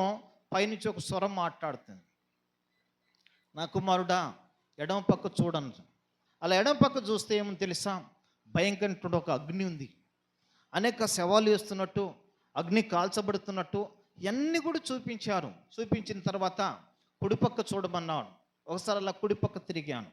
అక్కడ 20 అంతస్తుల మీద ఒక సింహాసనం ఏర్పాటు చేశానే, నీకు ఆ సింహాసనం కావాలన్నా అగ్ని కావాలన్న ఒక స్వరం చెప్పి నన్ను విడిచిపెట్టి వెళ్ళిపోయారు. కాబట్టి నేను అనుకుంటున్నాను, ఎందుకంటే మీలో ఉన్నటువంటి వాళ్ళు ఎవరు కూడా యేసు ప్రభుని సొంతగా, అనగా ఏ సమస్య లేకుండా ఏమి లేకుండా నేను యేసు ప్రభుని దేవుడని నమ్ముకుంటానని ఎవరు మన ముందుకు రాలే. ఎవరికో ఏదో ఒక సమస్య వచ్చినప్పుడు, ఏదో ఒక బలహీనత వచ్చినప్పుడు, ఏదో ప్రాబ్లం వచ్చినప్పుడు, ఏదో దుఃఖకరమైన పరిస్థితుల్లో మాత్రమే యేసు ప్రభుని నమ్ముకుంటాం. కానీ బైబిల్ ఏమంటుంది తెలుసా? లూకా సువార్త 19:10లో నశించిపోయే ఆత్మను రక్షించుటకు మనుష్య కుమారుడు వచ్చానని బైబిల్లో రాయబడి ఉందండి. ఎవరి కోసం వచ్చాడంట? నశించిపోయే ఆత్మల గురించి మనుష్య కుమారుడు వచ్చానని బైబిల్లో రాయబడి ఉంది. మనుష్య కుమారుడు అనగా దేవుడు మనిషి రూపం ధరించుకొని ఈ లోకానికి వచ్చాడు. ఎవరి కోసం వచ్చాడు? నశించిపోయే ఆత్మల గురించి వచ్చాడు. మీకు నాకు యేసు ప్రభు ఎందుకు వచ్చాడు తెలుసా? ఒకవేళ యేసు ప్రభు ఈ లోకానికి రాకుండా ఉంటే నేను 16 సంవత్సరాల క్రితమే కాలగర్భాల్లో కలిసిపోయేవాడిని. 16 సంవత్సరాల క్రితం ఏమేవాడిని? కాలగర్భాల్లో కలిసిపోయేవాడిని. ఆ నిత్య నరకానికి వెళ్ళేవాడిని, ఆ ఉన్నటువంటి అగ్నికి ఆహుతి అయ్యేవాడిని. కానీ యేసు ప్రభు ఈ లోకానికి వచ్చాడు. నేను ఒక సందర్భంలో ఏమన్నా స్వార్థ ప్రకటించినప్పుడు చెప్పేవాడిని, యేసు ప్రభు అందరి దేవుడు కాదయ్యా, తక్కువ కులపు దేవుడని నేను వ్యతిరేకించినటువంటి వ్యక్తిని. కానీ ఏ విధంగా అయితే నేను వ్యతిరేకించానో ఆ యేసుక్రీస్తు ఏమయ్యాడు తెలుసా? నేనే నిజ దేవుని కుమారుడని నా దగ్గరికి వచ్చాడు. అనగా ప్రభు దేవుని ఒక ఉద్దేశం ఏంటి తెలుసా? ఆయన వెతుక్కుంటూ వస్తాడట. మనం వెతకడం కాదు, కానీ మొదట ఆయన వెతుక్కుంటూ మన దగ్గరికి వచ్చాడు. ఎందుకంటే యేసు ప్రభు లోకానికి వచ్చింది తెలుసా? మనలాంటి నశించిపోయే వారి గురించి వచ్చాడు. ఆయన నశించిపోయే గొర్రెల వద్దకు వచ్చానని కూడా బైబిల్ అంటుంది. కాబట్టి మనలో ఉన్నటువంటి ఎవరైనా సరే, నేను సొంతగా యేసు ప్రభుని నమ్మాను, ఎవరు నాకు బోధించలేదు, ఎవరు చెప్పలేదు, నేను సొంతగా నమ్ముకుని చెప్పగలిగిన వాళ్ళు ఎవరైనా ఉన్నారా ఈ లోకంలో? ఎవరు లేరు. మొట్టమొదటిసారికి ఏదో ఒక సమస్య వచ్చి, ఏదో ఒక బలహీనత వచ్చి, ఏదో ప్రభావం వచ్చి దైవ సేవకుల ద్వారానో దేవుని ఒక వాక్యం ద్వారానో దేవుడు మనతో మాట్లాడినప్పుడు మాత్రమే మనం దేవుని దగ్గరికి వచ్చాం. కాబట్టి యేసుక్రీస్తు బైబిల్ అంటుంది, యేసు ప్రభు అందరికీ ప్రభు అని బైబిల్ అంటుంది. కులానికో మతానికి కాదండి, అందరికీ ప్రభు అంట. సర్వ సృష్టించిన దేవుడు సర్వానికి దేవుడైనా, ఈ సర్వానికి దేవుడైనే. కాబట్టి ఆ సృష్టికర్తని దేవుడు మాట్లాడి నన్ను ఈ విధంగా మీ ముందుకు నిలబెట్టాడు. కాబట్టి దేవుడు అలాగనే ఈ రాత్రి కాల సమయంలో వింటున్న ప్రతి ఒక్కళ్ళు కూడా, ఇంకా అనేకులు ఉన్నారు ఈ లోకంలో నశించిపోయేవాళ్ళు, శ్రమల్లో ఉన్నటువంటి వాళ్ళు, దుఃఖంలో ఉన్నటువంటి వాళ్ళు, బాధలు ఉన్నటువంటి వాళ్ళు, ఇరుకు ఇబ్బందులు ఉన్నటువంటి వాళ్ళు, ఇదిగో పాపం స్వభావంలో జీవించినటువంటి వాళ్ళు అనేకులు ఈ లోకంలో ఉన్నారు. వాళ్ళకి ఇంకా తెలియదు. నా ప్రభు వాళ్ళ కోసమే వచ్చాడు. ఎందుకు తెలుసా? నేను అదే పరిస్థితిలో ఉన్నప్పుడు దేవుడు నన్ను వెతికాడు. నేను అదే పరిస్థితిలో ఉన్నప్పుడు దేవుడు నా దగ్గరికి వచ్చి నన్ను ఈ విధంగా బాగు చేసి నా ఉన్నటువంటిదిగో ప్రతి ప్రభావం నుంచి విడిపించి ఆయన రక్తంలో కడగబడి ఆయన శుద్ధీకరించి ఈరోజు నిలబెట్టాడు. కాబట్టి ప్రభు ఎవరి కోసం వచ్చాడు? నశించిపోయే ఆత్మల గురించి వచ్చాడు. బైబిల్లో చూస్తే అనేకులు ఉన్నారు. ఎందుకంటే తెలుసా, నశించిపోయే ఆత్మల గురించి ప్రభు ఆ దినాల్లో కూడా అద్భుతమైన కార్యం చేశాడు. బైబిల్ గ్రంథంలో మనం చూస్తే ఆ ఉన్నటువంటి యోహాను సువార్తలో 5వ అధ్యాయము 5వ వచనంలో ఒక విషయాన్ని మనం జ్ఞాపకం చేసుకుందాం. 5వ అధ్యాయం 5వ వచనంలో అక్కడ కూడా యేసు ప్రభు ఆ ఉన్నటువంటి అక్కడ కూడా 38 సంవత్సరాలు వ్యాధిగ్రస్తుడు ఒకడు చెప్పు బ్రదర్ 38 ఏళ్ల నుండి వ్యాధి గల ఒక మనుష్యుడు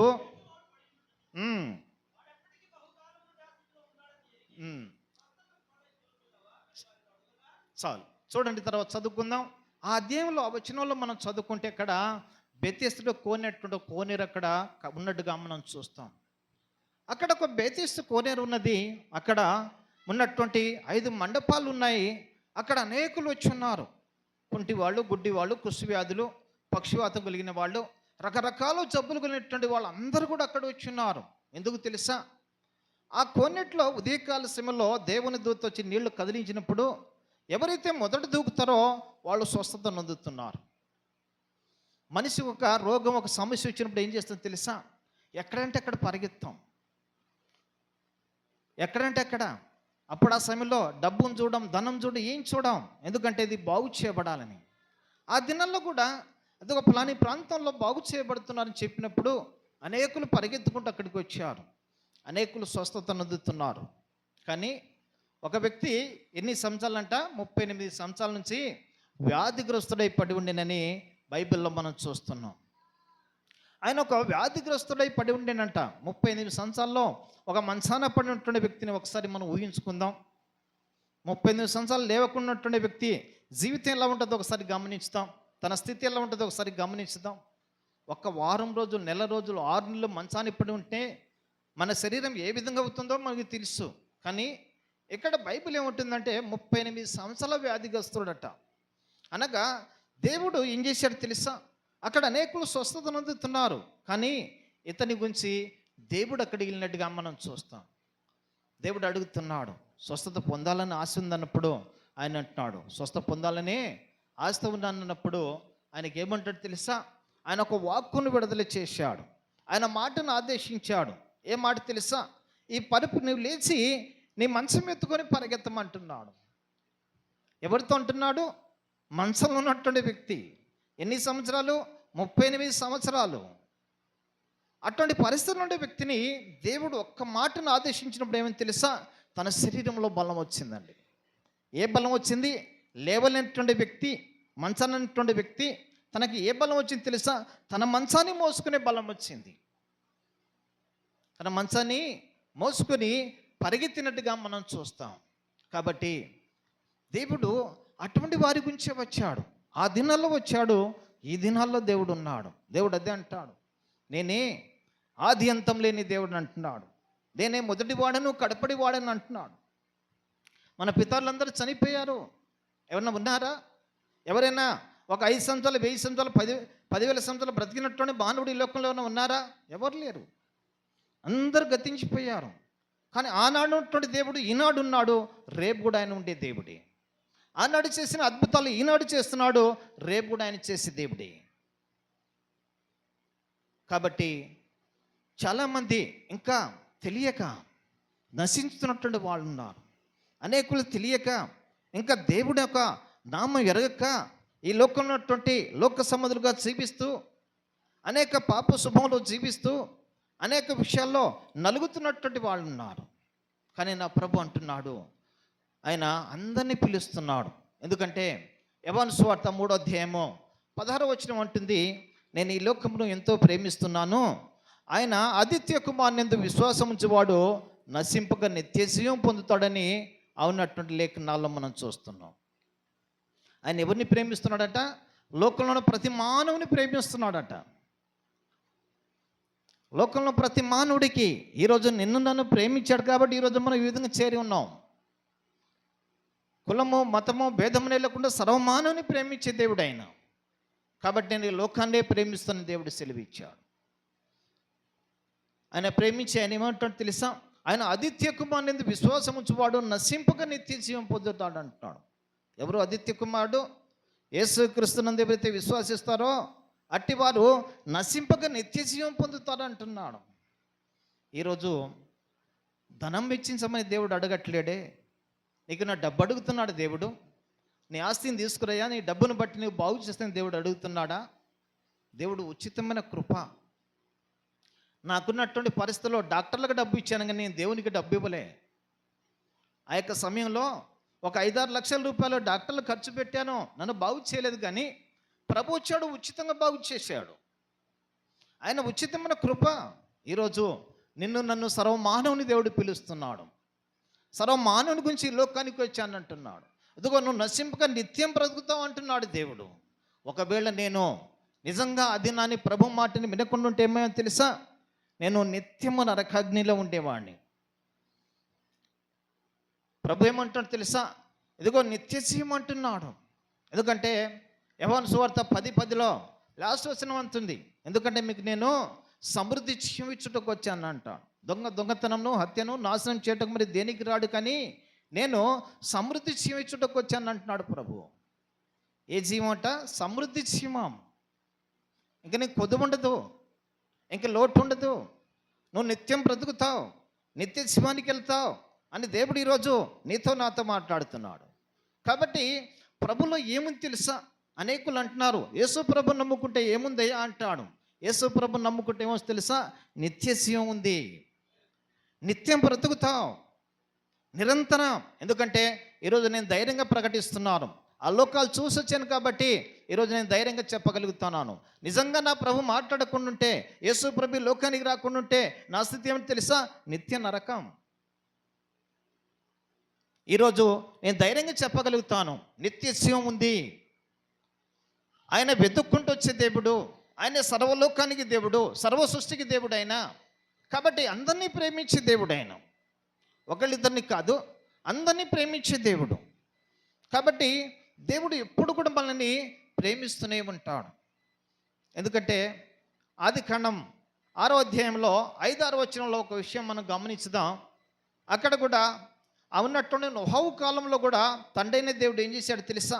లోకం వైపు చూసినప్పుడు అక్కడ కూడా ఉన్నటువంటి చదవండి. నరుల చెడుతనము భూమి మీద గొప్పది నీవు.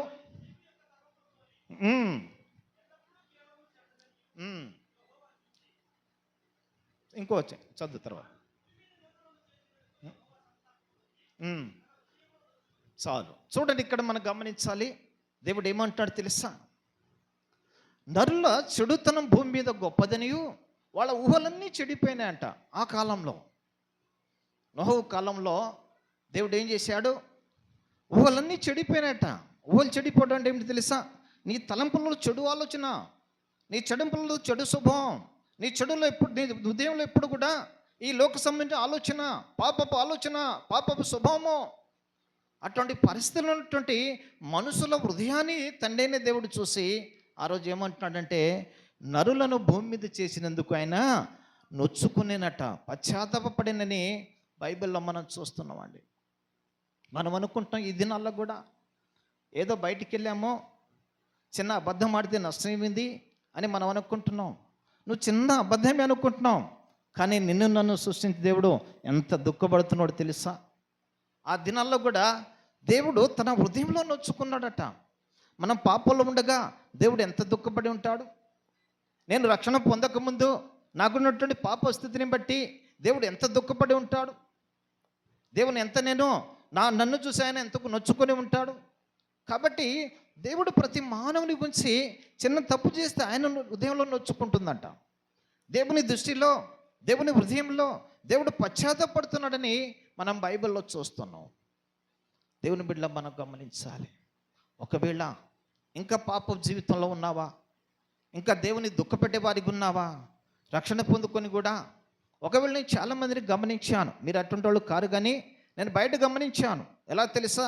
రక్షణ పొంది కూడా లోకంలో జీవించేవాళ్ళం, తాగుడుకు అనేక విధాలుగా బానిసై జీవించేవాళ్ళం. అట్టి వారి గురించి సృష్టించిన దేవుడు ఎంత దుఃఖపడి ఉంటాడో, ఎంత పశ్చాత్తాపడి ఉంటాడో ఒక్కసారి మీరు ఆలోచించారా? ఎందుకంటే ఉదాహరణకు మనం చూద్దాం.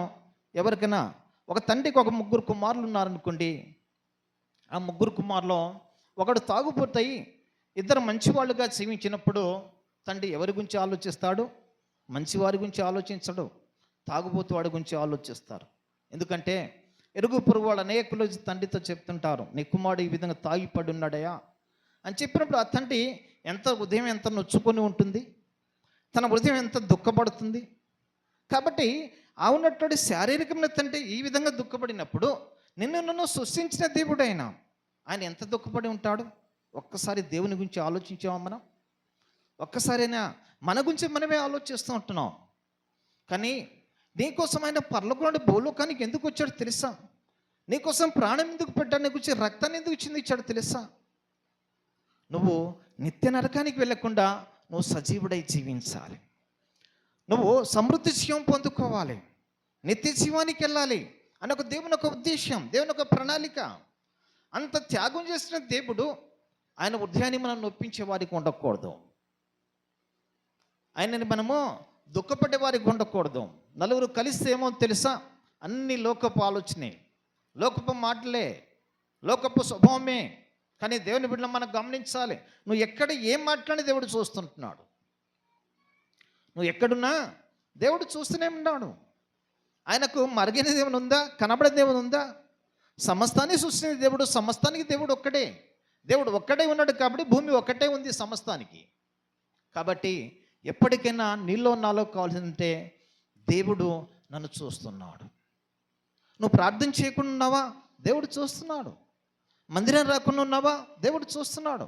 సహకరించకుండా ఉన్నావా, దేవుడు చూస్తున్నాడు. ప్రతి విషయంలో దేవుడు చూస్తున్నాడు. దేవుడు అనేవాడు ఉన్నాడు కాబట్టి ఆయన మాట్లాడగలిగాడు. దేవుడు అనేవాడు ఉన్నాడు కాబట్టి ఆయన బాగు చేశాడు. ఈరోజు గొప్ప గొప్ప సాక్ష్యాలు మీలో ఉన్నాయి. ప్రభుని నమ్ముకునడానికి ఈరోజు నేను ఇక్కడనే కాదు, ఎక్కడికి వెళ్ళని మైకు చేతులు పెట్టి మీ సాక్ష్యాలు చెప్పమంటే ఎన్ని రోజులు ఎన్ని దినాలు కూడా కొద్దివే. ఆయన నిజమైన దేవుడు కాబట్టి అద్భుతాలు చేశాడు కాబట్టి ఈరోజు చెప్పగలుగుతున్నాం. కాబట్టి ప్రభు మనల్ని వెతుకుతున్నాడండి. ప్రభుని మనం నొప్పించే వారికి ఉండకూడదు. ప్రభుని మనం దుఃఖపెట్టే వారికి ఉండకూడదు. నీ ప్రార్థన జీవితంలో, నీ ఆత్మీయ జీవితంలో, ఇదిగో లోకంలో జీవిస్తున్నాడు. లోకమే పాపం అంటున్నాడు దేవుడు. సకల దుర్నీతి పాపం అంటున్నాడు దేవుడు. ఎందుకంటే బైబిల్లో మనం చూస్తే మొదటి తిమోతికి రాసిన పత్రిక 1వ అధ్యాయము 15వ వచనంలో దేవుని ఒక లేఖనం అంటుంది, పాపులను పిలుచుటకు యేసుక్రీస్తు ఈ లోకానికి వచ్చినట్టుగా అవునటువంటి లేఖనాల్లో మనం చూస్తున్నాం. మొదటి తిమోతి 1:15లో ఎవరి కోసం వచ్చాడంట? పాపులను రక్షించుటకు క్రీస్తు యేసు లోకమునకు వచ్చును. చూడండి ఎంత అద్భుతమైన మాట అండి. ఎవరైనా సరే మనిషిని బాగు చేయడానికి డాక్టర్లు ఉన్నారు. అనారోగ్యం వచ్చింది, ఒక జ్వరం వచ్చిందా, బాగు చేయడానికి దేవుడిచ్చినట్టు జ్ఞానం పొందిన డాక్టర్లు ఉన్నారు. అలాగనే శారీరకమైన సమస్య వస్తే మనుషులు బాగు చేయవాళ్ళు ఉన్నారు. కానీ ఈ లోకంలో నీ పాపాలను రక్షించేవాడు ఎవరైనా ఉన్నారా? నీ పాపాలను క్షమించేవాడు ఈ లోకంలో ఎవరైనా ఉన్నారా? ఒక్కసారి మనం గమనించుదాం. ఎన్ని కోట్లు పెడితే పాపం క్షమించబడుతుందా? ఈ లోకంలో మనం చూస్తున్నాం. అనేకులు ధనికులు, కోట్లాను కోట్లు డబ్బు కలిగిన వాళ్ళు, ధనులు కలిగిన, ఐశ్వర్యం కలిగిన వాళ్ళు, గొప్ప గొప్ప నాయకులు, అంతటి గొప్పవాళ్ళు కూడా అంతా సంపాదించుకున్నారు. కానీ వాళ్ళ పాపాన్ని క్షమించేవాడు ఈ లోకంలో ఎవరైనా ఉన్నారంటే యేసుక్రీస్తు మాత్రమే. ఎందుకంటే ఏబు అంటాడు, అవున్నటువంటి ఏబు గ్రంథం 2వ అధ్యాయం 21వ వచనంలో, యెహోవా ఇచ్చెను, యెహోవా తీసుకుపోయాను, యెహోవాకే స్తుతి కలుగును గాక అంటాడు. చూడండి, ఏబుకున్నటువంటి శ్రమ ఏంటో తెలుసా? చాలా భయంకరటువంటి శ్రమ. అన్నీ మీకు తెలిసినట్టు విషయమే. అటువంటి శ్రమలో ఉన్నప్పుడు అన్నీ కూడా సమస్తం పోగొట్టుకున్నాడు. ఒక్క దినంలోనే ఉన్నటువంటిదిగో ఆస్తి అంతా పోగొట్టుకున్నాడు. ఆ గాడిదలు, గొర్రెలు, ఎడ్లు సమస్తాన్ని పోగొట్టుకున్నాడు. ఉన్నటువంటి సంతానం పోగొట్టుకున్నాడు. ఉన్నటువంటి సమస్తాన్ని పోగొట్టకుండా తన ఆరోగ్యం కూడా క్షీణించింది. ఆ పరిస్థితిలో ఆయన ఏమంటున్నాడు తెలుసా? యెహోవా ఇచ్చెను, యెహోవా తీసుకెళ్ళెను, ఆయన నామానికే స్తుతి కలుగును గాక అంటున్నాడు.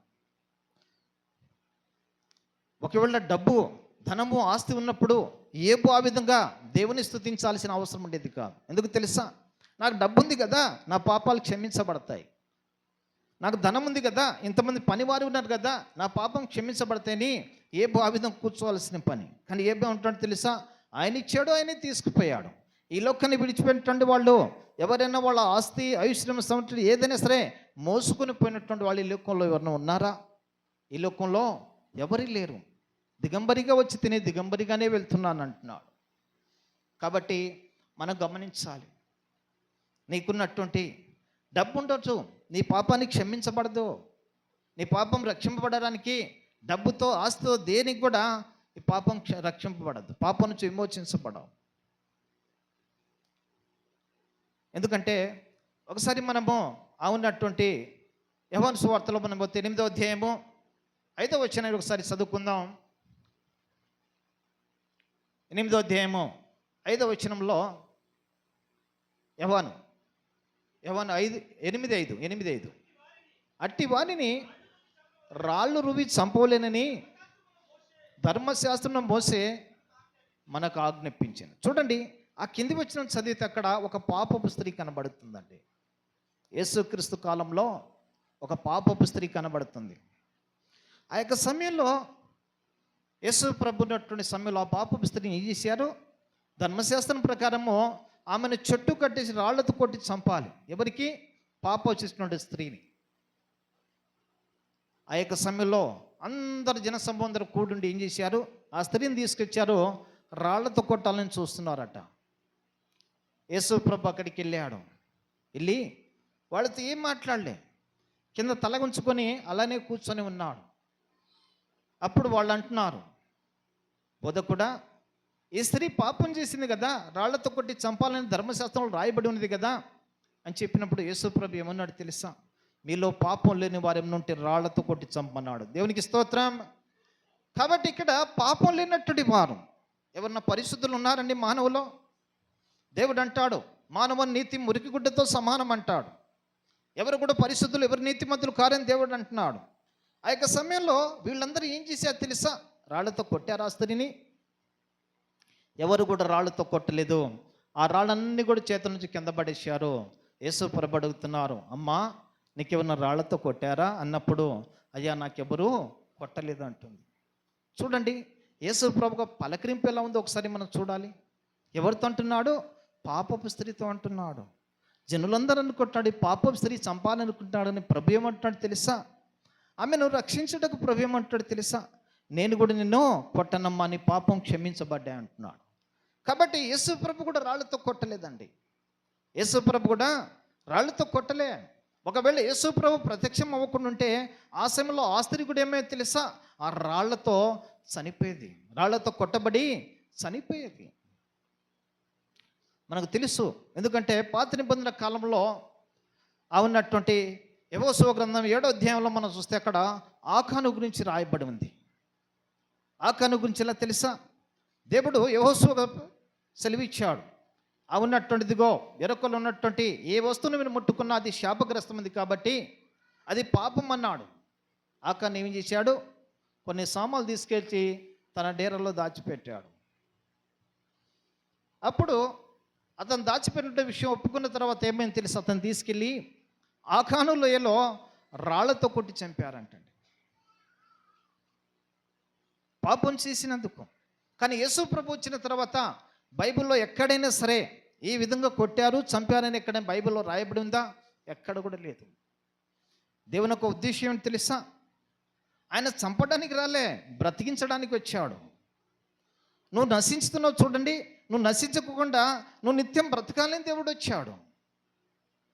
యేసు ప్రభు యొక్క ఉద్దేశం ఏంటి తెలుసా? నిన్ను నన్ను రక్షించడానికి వచ్చాడు. నేను పాపులను పిలివచ్చి తిని అంటున్నాడు. దేవుడు అంటాడు, ఒక రోగికి డాక్టర్ ఎంత అవసరమో పాపులకు నేను అవసరం అంటాడు. ఒక రోగికి డాక్టర్ దగ్గర తీసుకెళ్తాం చూడండి, డాక్టర్ బాగు చేస్తాడు, కానీ పాపాన్ని ఎవరు బాగు చేస్తాడండి? ఎవరైనా చేయగలుగుతారా? ఎవరు చేయలేరు. ఎవరు చేస్తారు? సృష్టికర్తన దేవుడు. ఎందుకు? ఆయన రక్తాన్ని చిందించాడు కాబట్టి. ఒక విషయం మీతో పంచుకుంటున్నాను. ఒక బైబిల్ గ్రంథమే కాదు, నాకున్నటువంటి కొంత బ్రాహ్మణ సహోదరులు నాకు చాలామంది సహవాసము. ఎందుకంటే వాళ్ళు కూడా అంటారు, రక్త పోషణ లేకుండా పాపానికి విమోచన లేదంటారు. ఏం లేకుండాంట? రక్త పోషణ లేకుండా పాపానికి విమోచన లేదు. ఆ రక్తం ఎవరిదై ఉండాలి? పరమాత్ముని రక్తం, పరిశుద్ధుని రక్తమై ఉండాలి. పరమాత్ముని రక్తం అండి, పరిశుద్ధమైన రక్తం. గొర్రెను మేకను మనుషులను బలిస్తే మానవుడు పాపాలు కడగబడదు. ఈరోజు మనం చూస్తున్నాం, ఒక ఉన్నటువంటి మానవుని బలి ఇచ్చేవాళ్ళని చూస్తున్నాం, చిన్నపిల్లల్ని బలి ఇచ్చేవాళ్ళని చూస్తున్నాం. దేవుని బిడ్డలు గమనించు. ఎందుకు తెలుసా? దేవుడు అన్నాడు అందరూ పాపులే అన్నాడు. ఆ రోజు పాపపు స్త్రీని రాళ్ళు కొట్టేటప్పుడు ఒకవేళ మనుషులు ఎవరన్నా పరిశుద్ధులు ఏముంటే దేవుడు ఏముండేవాడు తెలుసా? మీలో నీతిమంతులు కొట్టముడు ఒక్కళ్ళైనా ఉండేవాళ్ళు కదా. కాబట్టి ఎవరు కూడా లేరు, అందరూ పాపులే. ఈ దినాల్లో కూడా అందరూ పాపులమే. ఎవరు కూడా పరిశుద్ధులం కాదు, ఎవరు కూడా నీతిమంతులం కాదు. కాబట్టి సర్వోన్నత దేవుడు మాత్రమే పరిశుద్ధుడు, నీతిమంతుడు. ఆయన పరలోక ఆధిక్యత విడిచి భూలోకానికి వచ్చి నీకోసం నా కోసం ప్రాణం పెట్టి ఆయన ఏమయ్యాడు తెలుసా? తిరిగి లేచాడు. ఇప్పటికైనా నమ్మాలి. ఎలా తెలుసా? ఆయన తిరిగి లేచినటువంటి విధానాన్ని బట్టి నమ్మాలి.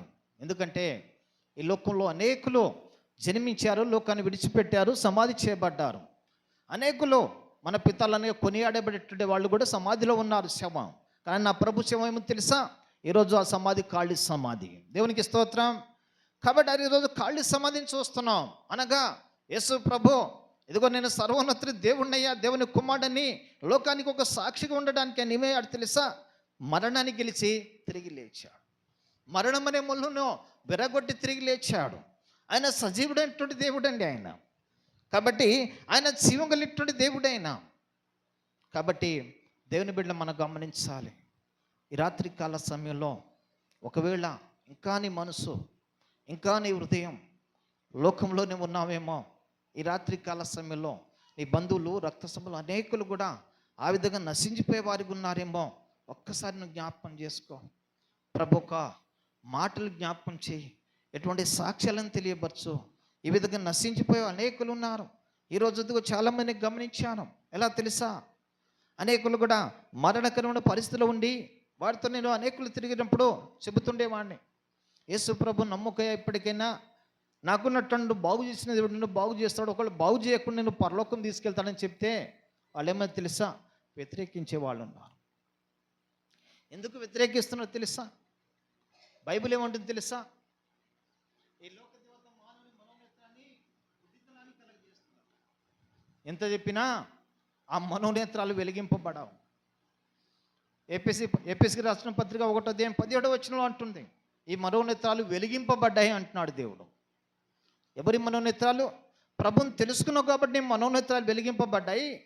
ప్రభుని తెలియనటువంటి వాళ్ళ మనోనేత్రాలు ఇంకా చీకట్లోనే ఉన్నాయి, ఇంకా వెలుగులోకి రాలే, చీకటి జీవితమే. ఎందుకంటే బైబిల్లో మనం చూస్తే ఉన్నటువంటి మార్కు సువార్త 10వ అధ్యాయము 46-47 మనం చూస్తే అక్కడ ఒక గుడ్డివాని ఒక చరిత్ర రాయబడి ఉంది. అక్కడ భర్తిమైనటువంటి ఒక గుడ్డివాడు ఉన్నాడు. ఆయన ఎటువంటి వాడంట? చూపు లేనటువంటి వ్యక్తి. యేసు ప్రభు ఎరుకో పట్టణం నుంచి యేసు ప్రభు వస్తున్నాడు, కొంత జనసమూహం వస్తున్నది. ఆ జనసమూహం యేసు ప్రభు వస్తున్న సమయంలో ఆ గుడ్డివాడు ఏం చేశాడు తెలుసా? యేసు ప్రభు వస్తున్న మాట విన్నాడట. ఆ మాట ఎప్పుడైతే తన చెవులో పడిందో తను ఏమయ్యాడు తెలుసా? ఆ కింది వచనాల్లో 47-48 వచనంలో ఆయన ఏమంటాడు తెలుసా? దావీదు కుమారుడా నన్ను కరుణించమంటాడు. చూడండి, దావీదు కుమారుడు నన్ను కరుణించమంటున్నాడు. ఎవరైనా గుడ్డివాడు, చూపున్నటువంటి వ్యక్తి కాదు. ఒకళ్ళ చూపు కలిగి ఉంటే నీకు కనబడుద్ది, చూపు లేనప్పుడు ఏమో తెలుసా? గుడ్డివాడికి ఏమీ కనబడదు. ఈ రాత్రి నువ్వు కనీసం ఒక 5 నిమిషాలు కళ్ళు మూసుకో, నీకేమైనా కనబడుద్దా? ఎదడు గుంత కనబడదు, ఏమీ కనబడదు. లోకం అలానే ఉంది. ఎదడు గుంతుందో, రప్పుందో, రాళ్ళుందో తెలియదు. ఏ పాపమో ఏ శాపమో మానవుడికి తెలియదు. కాబట్టి అది మనోనేత్రాలు వెలిగింపబడాలంటున్నాడు దేవుడు. కాబట్టి ఇక్కడ భర్తిమైనటువంటి గుడ్డివాడు ఎలా అంటే తెలుసా? యేసు ప్రభు వస్తున్నాడు, అనేక జనసమూహం ఎరుకో నుంచి వస్తున్నారు. ఈ గుడ్డివాడిని తీసుకొచ్చి త్రోవ పక్కన కూర్చోబెట్టి ఉంటాను. గుడ్డివాడు కాబట్టి నడవలేడు, నడిచినా దారి తెలియదు. ఎందుకంటే వాళ్ళ బంధువులు ఎవరికో చేయి పట్టుకొని తీసుకుని అక్కడ పెట్టుంటారు. తన విశ్వాసం ఏమంటాడు తెలుసా? ఆయన విన్నాడంతే. ఏమిన్నాడు? యేసు ప్రభు అనేకులను బాగు చేస్తున్నాడే అనే మాట మాత్రమే విని ఉంటాడు. ఎందుకంటే యేసు ప్రభు కాలంలో కూడా అనేకులను బాగు చేశాడు. ఆ ప్రకటన విని ఉంటాడు. విని తన విశ్వాసం అంటున్నాడు తెలుసా? దావీదు కుమారుడా నన్ను కరుణించు. శిష్యులు అంటున్నాడు. ఎందుకయ్యా గట్టిగా కేకేస్తున్నప్పుడు ఇంకా గట్టిగా కేకేస్తున్నాడట. ఇంకా గట్టిగా దావీదు కుమారుడు నన్ను కరుణించమని ఇంకా గట్టిగా కేకేస్తున్నాడు.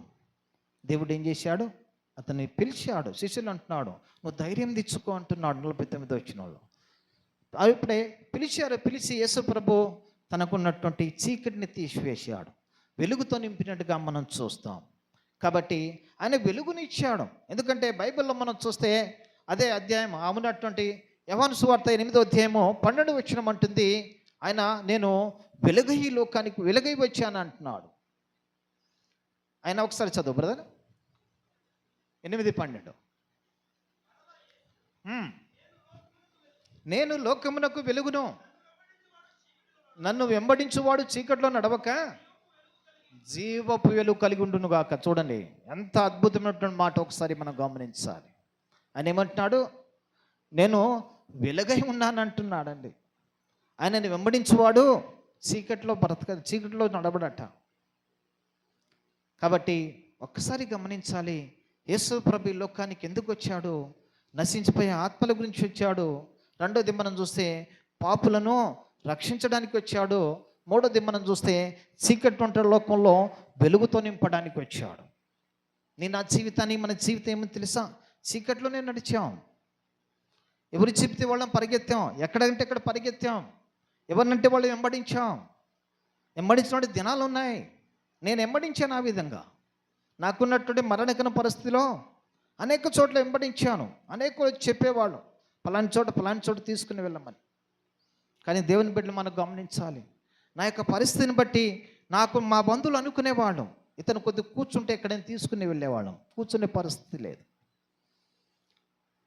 ఎవరిలో జీవం లేదండి. జీవం కలిగినటువంటి యేసు మాత్రమే నన్ను బ్రతికించాడు. ఈరోజు మిమ్మల్ని కూడా రక్షించాడు. ఇవాళ మిమ్మల్ని కూడా బ్రతికిస్తున్నాడు. ఇదిగో నిత్యం కూడా నిత్య జీవాన్ని నడిపించేది ఆయన మాత్రమే. ఆయన మాత్రమే సర్వ సృష్టికి దేవుడు. కాబట్టి నిత్య జీవం ఉన్నటువంటి యేసు ఈ లోకానికి వచ్చాడండి. ఇంకా మనము మాట్లాడుకుంటూ వెళ్తే రాత్రికాల సమయం మొత్తం కూడా యేసు ప్రభు చేసిన అద్భుతాలు మరవనటువంటి వివరించలేం, వర్ణించలేం. అంతే అద్భుతమైనటువంటి కార్యములు ఆనాడు చేశాడు, ఈనాడు చేస్తున్నాడు అండి. ఈనాడు అనేక జీవితాల్లో చేస్తున్నాడు. ఎందుకంటే బైబిల్లో చూస్తే ఆ విధంగా అనేకులకు దేవుడు నశించిపోయేవారిని పిలిచాడు, బాగు చేశాడు. దేవుడు ఆ రోజు ఉన్న దేవుడు ఈరోజు ఉన్నాడు. ఈరోజు దేవుడు అదే అంటున్నాడు. ఎక్కడ ఇంకా నశించి వారికి ఉంటున్నారా? అటువంటి మరణకరం పరిస్థితిలో ఉన్నావా? బయటటువంటి తాగుబోతూ తిరిగిపోతూ లేనటువంటి విభచర స్వభావం నానారకాలుగా ఈ లోకంలో పాపంలో జీవిస్తున్నావా? ఇప్పటికైనా యేసు ప్రభు పిలుస్తున్నాడు. నేను అట్టి వారి గురించే వచ్చాను అంటున్నాడు ప్రభు. అట్టి వారి గురించే ఈ లోకానికి వచ్చాను అంటున్నాడు. చూడండి, మనుషులు ఒకవేళ నాకున్నటువంటి జీవితంలో ఆ మరణకర పరిస్థితులు ఉన్నప్పుడు బంధువులను వచ్చి యేసు ప్రభు నమ్ముకొనైనా నువ్వు స్వస్థత పొందుతాను ఎవరిన విశ్వాసులు చెప్తే నేను నమ్ముకునేవాడినా, చావనినా చేస్తా కానీ ఆ యేసు ప్రభు నమ్మను అని చెప్పేవాడు. లేరంటారా? ఈ లోకంలో అనేకులు ఉన్నారు. ఈ లోకంలో అనేకులు ఉన్నారు.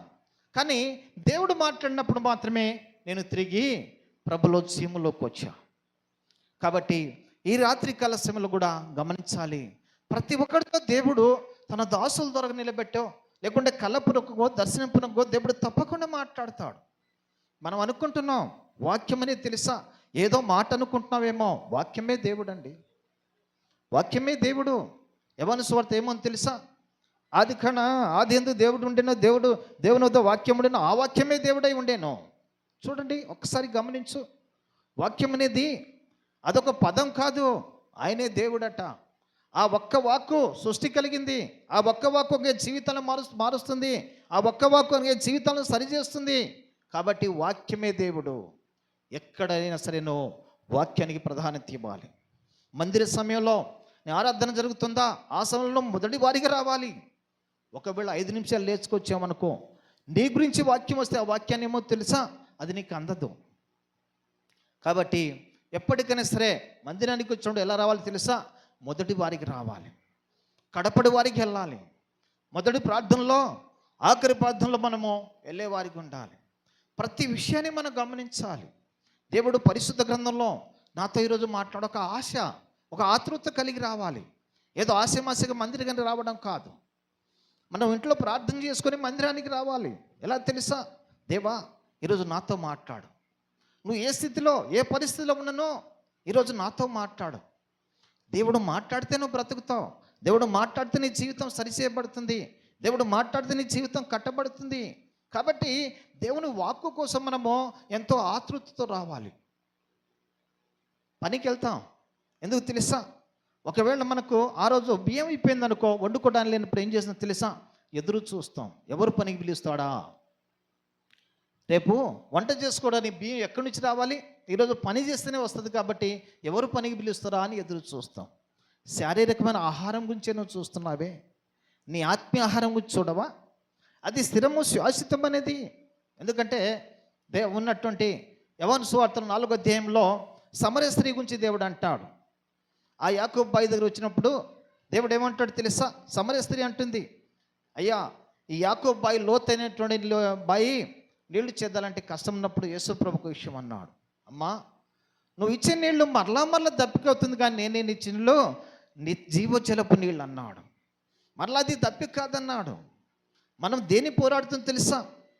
నువ్వు పనుల విషయంలో నువ్వు వెంబడిస్తున్నావేమో, అది మరల నీకు ఆకలివచ్చు, మరల నీకు దప్పికవచ్చు, కానీ ప్రభు మాటలు జీవజలపు మాటలు. అవి ప్రభు మాటలు ఎప్పుడు నీ హృదయానికి ఆనుకొని ఉంటాయి. ఇంకో విషయం ఏంటంటే, నేను అనేక సంఘాలను ఇదే బోధిస్తాను. ఈరోజు దేవుని ఒక మాట విన్నావు, మరలాను దేవుని ఒక మందిరానికి వచ్చేటప్పుడు ఏం చేయాలి తెలుసా? ప్రతిరోజు అదే వాక్యాన్ని ఎత్తిబట్టి నువ్వు ప్రార్థన చేయాలి. దేవునికి స్తోత్రం. ప్రతిరోజు దేని బట్టి ఏదైతే నువ్వు విన్నావో దానికి ఒక 10 సార్లు నువ్వు ధ్యానించుకొని ప్రార్థించి నీలో నుండి తీసివేయబడదు. ఒక మాటను 10 సార్లు మనం జ్ఞాపకం చేసుకున్నావు అనుకో, ఆ మాట మన నుంచి తీసివేయబడదు. అదే నువ్వు నిజంగా దైవ సేవకులు బోధించినప్పుడు ఆ మాటను నువ్వు మందిరానికి వచ్చిన తర్వాత ప్రతి రోజు ఉదయం సాయంత్రము ఏదైతే దేవుడు నీతో మాట్లాడాడో ఆ మాటలన్నీ ధ్యానించుకుంటూ ప్రార్థన చేస్తే ఆ వాక్యం నీలో నిలిచి ఉంటుంది. దేవుడు నీలో నిలిచి ఉన్నట్టే. ఎందుకంటే ఆయనే వాక్యం వృద్ధిలో ఉన్నప్పుడు పాపం చేస్తామా? దేవుడనే వాక్యం లోపల ఉన్నప్పుడు మనం ఎంత భయము భక్తి కలిగి ఉంటాం తెలుసా? ఎందుకంటే వాక్యం లేనప్పుడే మనం తప్పు చేస్తాం, వాక్యం లేనప్పుడే పాపం చేస్తాం, వాక్యం లేనప్పుడే దేవుని మీద విశ్వాసాన్ని నమ్మకాన్ని పోగొట్టుకుంటాం. కాబట్టి నీలో వాక్యం నిలవాలి. నేను అనేక సంఘాలు అది అంటాను, మీరు వాక్యాన్ని వినండి. ఒకవేళ చదువు వచ్చినటువంటి వాళ్ళు ఏ వాక్యం చెప్పారో రాసుకుని దాన్ని పదే జ్ఞాపకం చేసుకుని ప్రార్థన చేయాలి. రానటువంటి వాళ్ళు మీరు విన్నటువంటి దాన్ని బట్టి ఏం చేయాలి తెలుసా? మీరు ఇంటికి వెళ్ళి అమ్మటే మర్చిపోవడం కాదు, మళ్ళీ ప్రార్థనలో కూర్చోండి ఒక 10 నిమిషాలు. తెల్లనే ప్రార్థన, ఆ రోజు సాయంత్రం ప్రార్థన, ఆ విధంగా నువ్వు ప్రార్థించి దాన్ని ధ్యానించుకొని ఆ వాక్యం ఎప్పుడు కూడా తీసివేయబడదు, అది నాటుకొని ఉంటుంది.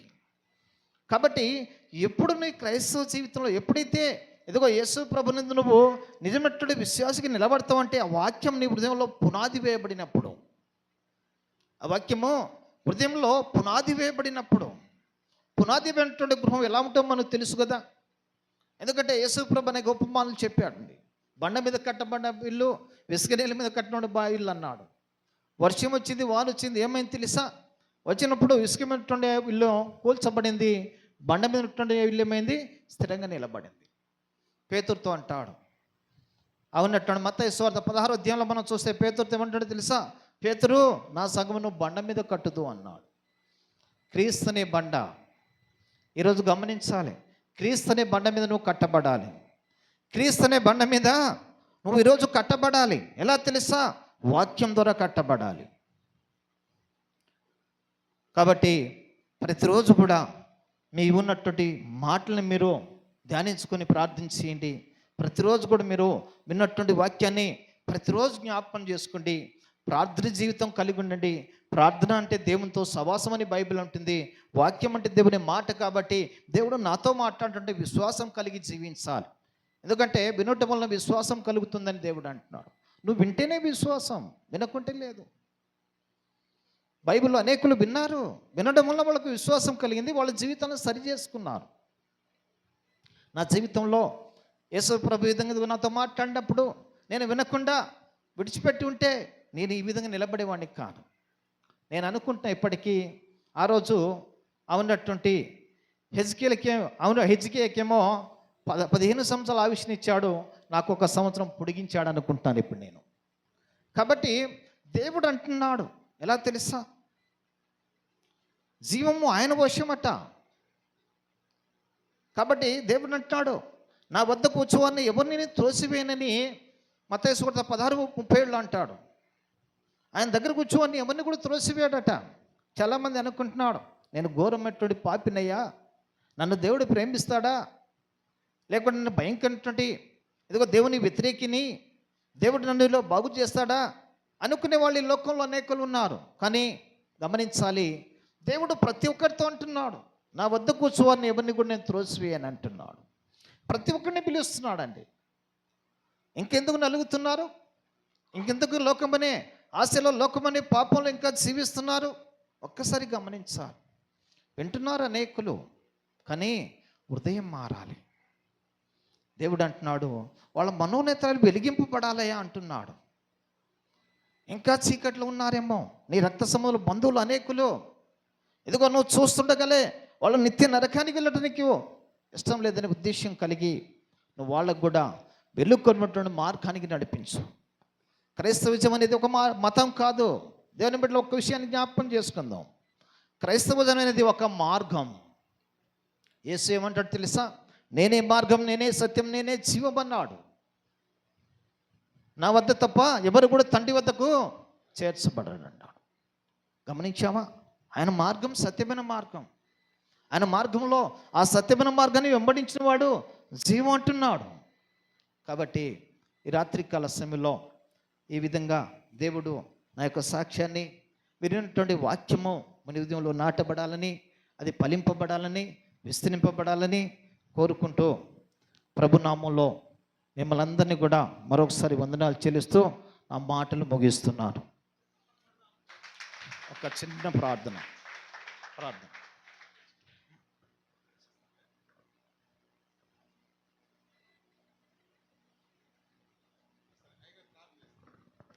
సరే, ఒక్కసారి మీరు గమనించండి. విన్నటువంటి వాక్యాన్ని బట్టి ఈ రాత్రికాల సమయంలో దేవుని బిడ్డ, దేవుని ఒక కుమారులు అందరం దేవుని యొక్క బిడ్డలం. నువ్వు ఏ పరిస్థితులు ఎక్కడొచ్చావో నాకు తెలియదు, కానీ నా ప్రభు ఈ రాత్రికాల సమయం నిన్ను చూస్తున్నాడు. నీ హృదయాన్ని చూస్తున్నాడు, నిన్ను పరీక్షిస్తున్నాడు. ఇదిగో నువ్వు ఏ స్థితిలో ఉన్నావో, ఆర్థికమైన పరిస్థితులు ఉన్నావా, అనారోగ్యమైన పరిస్థితులు ఉన్నావా, నువ్వు ఏ స్థితిలో ఉన్నావో నాకు తెలియదు, కానీ నిత్యం చూసే దేవుడు.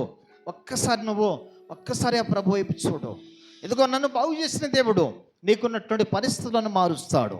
ఈ రాత్రి కాల సమయంలో నీకు ఏ సమస్య, ఏ అనారోగ్యం కలిగి ఉన్నదో దేవుడు నన్ను బాగు చేస్తాడని నమ్ము, అవిశ్వాసిస్తే చాలు. కాబట్టి నీకున్నటువంటి అనారోగ్యం ఎక్కడ ఉంటే ఈ రాత్రికాల సమయంలో నీ చేయబెట్టుకోయి దేవుడు ఈ రాత్రికాల సమయంలో పాస్టర్ హానుకును బాగు చేసిన దేవుడు నిన్ను కూడా బాగు చేస్తాడని విశ్వాసం కలిగి నీ సమస్య, నీ బలహీనత, నీ అనారోగ్యము ఎక్కడున్నదో అక్కడ నువ్వు చేయబెట్టుకో. ఈ రాత్రికాల సమయంలో ప్రభు నిన్ను తాకబోతున్నాడు, ప్రభు నిన్ను బాగు చేయబడుతున్నాడు. ఇదిగో నీ అనారోగ్యాన్ని విడిపిస్తున్నాడు, నీ బలహీనతను విడిపిస్తున్నాడు, నీ అధికాల నుంచి నడినెత్తి వరకు దేవుని ఒక అభిషేకాన్ని దేవుడు విడుదల చేస్తున్నాడు. ప్రతి ఒక్కరిపై దేవుని యొక్క అభిషేకం దిగును గాక. యేసు నామములో ప్రతి బలహీనత ఇప్పుడే యేసు నామములో కాల్చబడను గాక. ప్రతి అనారోగ్య సమస్య విడిచెళ్ళి పోవును గాక. ప్రతి ఒక్క ప్రభావమా మీతోనే మాట్లాడుతున్నాను. నా ప్రభు పేట ప్రతి చీకటి, అంధకార, ద్రోత్మ శక్తులారా మీతోనే మాట్లాడుతున్నాను. మాంత్రిక శక్తులారా, చేతబడి శక్తులారా, యేసు నామములో ఈ స్థలాన్ని విడిచెళ్ళి పోమని ఆజ్ఞాపిస్తున్నాను. ఎవరి దేహంలో అయితే ఏలుబడి చేస్తున్నావో ఆ క్రియలను మేము శపిస్తున్నాము. యేసు నామములో ఈ ఉన్నటువంటి దేహాలకు విడిచేయాలి పంపని ఆజ్ఞాపిస్తున్నాం. తండ్రి, మీరు కనికరించి బాగు చేసి మహిమ పొందమని యేసుక్రీస్తు నామములో ప్రార్థిస్తున్నాము తండ్రి, ఆమేన్. గట్టిగా చప్పట్లు కొడదాం, దేవుని నామాన్ని మహిమపరుద్దాం. సర్వశక్తిమంతుడైన దేవుని దాసులు బహుబలంగా ప్రభునామాన్ని మహిమపరిచారు. దేవునికి మహిమ కలుగును గాక. ఈ సాక్ష్యము, ఈ వాక్యం వలన నేను ఈరోజు ఆశీర్వదించబడ్డాను అన్నవాళ్ళు మీ చేతులు పైకెత్తండి ఒకసారి. దేవునికే మహిమ కలుగును గాక. హల్లెలూయా. ఏ రోజు కూడా ఎప్పుడు మనం ఊహించలేదు ఇటువంటి గొప్ప దైవజనులు మన మధ్యలోనికి వస్తారని. అని దేవుడు తన సంకల్పం చొప్పున మన మధ్యలోనికి నడిపించాడు. దేవునికి స్తోత్రం కలుగును గాక. హల్లెలూయా. బాణావతు హానోకుకేమో మిట్ట మధ్యాహ్నం పట్ట పగలు నా కుమారుడా అన్నాడు. వాంకుడవతు హానోకు నాయక్ గారికి రాత్రి వేళ 3 గంటలకి, అంటే ఉదయం తెల్లవారుజామున అదే పదం నా కుమారుడా. గట్టిగా చప్పట్లు కొడదాం, దేవునామాన్ని మహిమపరుద్దాం. హల్లెలూయా. మహిమ మన తండ్రి అయిన దేవాతి దేవునికే చెల్లునుగాక. ఆయన మాట్లాడే దేవుడు, దర్శనమిచ్చే దేవుడు. ఏ రోజు కూడా ఈ వాంకుడవతు హానోకు నాయక్ గారు ఎప్పుడు కూడా యేసు ప్రభు గురించి అసలు ఆలోచనే లేదు, కానీ ఆయనే వెతుక్కుంటూ వచ్చి పేరు కూడా పెట్టేశాడు. దేవునికి స్తోత్రం కలుగును గాక. హల్లెలూయా. ఏమని? హానోకు నాయక్ అని పిలిచాడట. దేవునికి మహిమ. హల్లెలూయా. ప్రభు కనిపిస్తాడండి, ఆయన పిలుస్తాడు, పేరు పెట్టి పిలుస్తాడు ఆయన. ఆయన నన్ను పిలిచాడు. హాస్టల్లో భయంకరమైన స్థితిలో ఉన్నప్పుడు బాబు హానోక్ అని పేరు పెట్టి పిలిచాడు ఆయన. ఇలా చెప్తేనేమో మీకు కోపాలు. ఆయన పిలుస్తాడయ్యా, పిలుపును అందుకోండి అంటే కోపాలు. ఆయన దర్శిస్తాడయ్యా, దర్శనం పొందంటే కోపాలు. కానీ కనీసం దర్శనం పొందాలనే ఆశే ఉండదే. నిశ్చయంగా నా ప్రభునామను బట్టి చెప్తున్నాను, ఎవరైతే దర్శనం పొందుతారో వాళ్ళు బలం పొందుతారు. ఎవరైతే దర్శనం పొందుతారో వాళ్ళు బలం పొందుతారు. ఇంగ్లీష్లో ఒక వర్డ్ ఉంది, ఏంటో తెలుసా? Where there is a no vision the people are perish అన్నది. అంటే ఎక్కడైతే దర్శనం లేదో అక్కడ జనాలు ఏమవుతారట? నాశనం అయిపోతారు. కాబట్టి దర్శనం మనం పొందాలి. హల్లెలూయా. దర్శనం పొందాలండి. దర్శనములు లేని జనులు చెడిపోవుదురు అని ఉంది. చూసారా? నన్ను గురించి విచారణ చేయని వానికి నా దర్శనమునకు రానిచి తిని. ఈ రోజుల్లో ఏమండి, దేవుని దాసులు నోట ఒక మాట వస్తుందంటే దాన్ని సంతోషంగా స్వీకరించాలి. అది నొప్పించి మాట అయినా సరే, అది బాధ కలిగించే మాట అయినా సరే, ఏమండి, అది మన మేలు కొరకే. దేవునికి మహిమ కలుగును గాక. మన మేలు కొరకు. హల్లెలూయా. స్నేహితుడు మేలు కోరి ఏం చేస్తాడంట? దేవునికి మహిమ కలుగునుగా. గాయం ఎందుకంటే నీ మేలు కోసమే. హల్లెలూయా. కాబట్టి ఈరోజు చక్కని మాటలు ప్రభు మనల్ని బలపరిచాడు. ఏమండి, ఈ సాక్ష్యం ద్వారా మనలో నమ్మకం పుట్టునుగాక. వినుట వలన ఏం కలగాలి? విశ్వాసం. చూడండి, 3 అంతస్తులు బిల్డింగ్ మీద నుంచి కింద పడిపోతే అసలు బొక్కలన్నీ విరిగిపోయాయి. అంతే, లోపల అవయవాలు కూడా నలిగిపోయినాయి. అంతకాదు, రక్తం గడ్డకట్టిపోయింది. ప్రియమైన దేవుని బిడ్డలారా, ఇలాంటి స్థితిలో చాలామంది ఉన్నారు. ఇలాంటి స్థితిలో వాళ్ళు పడిపోకపోయినా లోపల అవయవాలు పాడైపోయి ఇక బ్రతకరు అన్నవాళ్ళు లేకపోలేదు. కాబట్టి దయచేసి అటువంటి వారి కొరకు మనం జ్ఞాపకం చేసుకుందాం. అటువంటి వారిలో సంధ్య అనే ఒక బిడ్డ భయంకరమైనటువంటి స్థితిలో ఉంది. అవయవాలన్నీ కూడా ఏమండి గడ్డకట్టుకుపోయినాయి. దయచేసి ఈ సందర్భంగా జ్ఞాపకం చేస్తున్నాను, మనమందరం కలిసి ప్రార్థన చేద్దాం. అందరం కలిసి ప్రార్థన చేద్దాం. హల్లెలూయా. చిన్న ప్రార్థన చేద్దాం. ఆ బిడ్డ కొరకు ప్రార్థన చేద్దాం. దయచేసి తలలోచుదాం.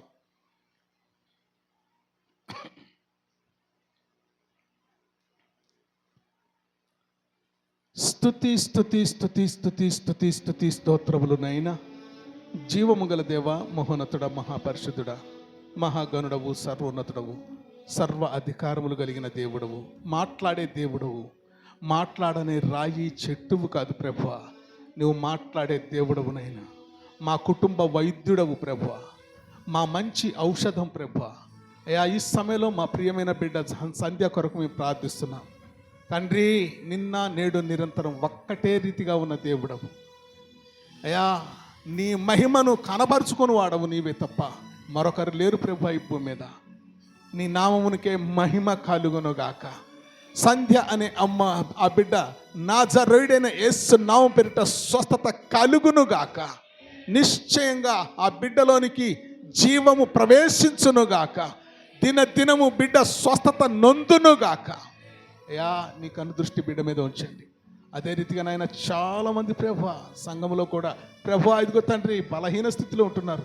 వారందరినీ జ్ఞాపకం చేసుకుని అయినా నువ్వు నిజమైన దేవుడవని, నువ్వు మాట్లాడే దేవుడవని, నువ్వు స్వస్థపరిచే దేవుడవని, నువ్వు రక్షణ ఇచ్చే దేవుడవని, నువ్వు నిత్య జీవించే జీవితాన్ని ఇచ్చే దేవుడవని, అయా నిత్య జీవము గల దేవుడవని మేమందరమునైనా వినేటట్లుగా, అయా విశ్వసించేటట్లుగా నీ దాసుని నోట నీవు ఉంచిన ప్రతి మాటను బట్టి నిండు హృదయంతో కృతజ్ఞతా స్తోత్రాలు చెల్లిస్తున్నాను ప్రభువా.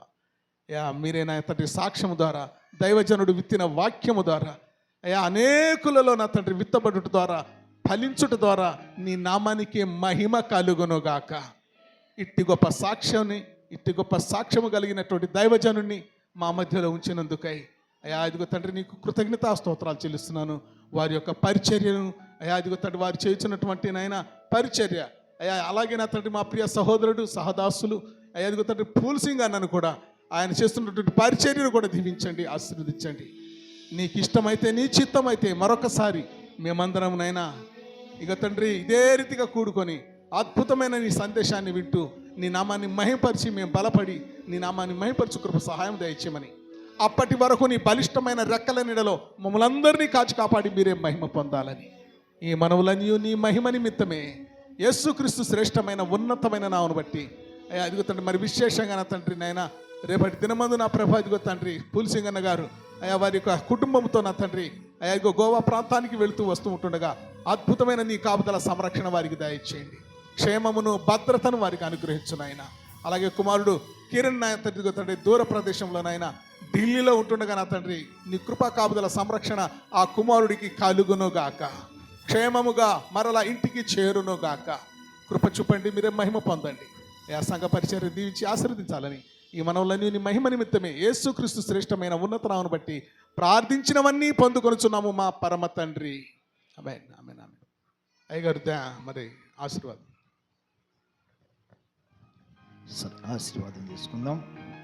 ఇప్పుడు మన తండ్రి యొక్క దేవుని యొక్క కృప, దేవుని యొక్క పరిశుద్ధాత్మ, యేసుక్రీస్తు యొక్క కృప, పరిశుద్ధాత్మ దేవుని యొక్క అన్యోన్య సహవాసం సన్నిధి మనకు సర్వలోకంలో ఉన్న సకల పరిస్థితులందరికీ, ప్రత్యేకంగా సంఘానికి, సేవకులు వారి కుటుంబానికి ఇప్పుడునో ఎల్లప్పుడునో సదాకాలం తోడు ఉండి నడిపించును గాక.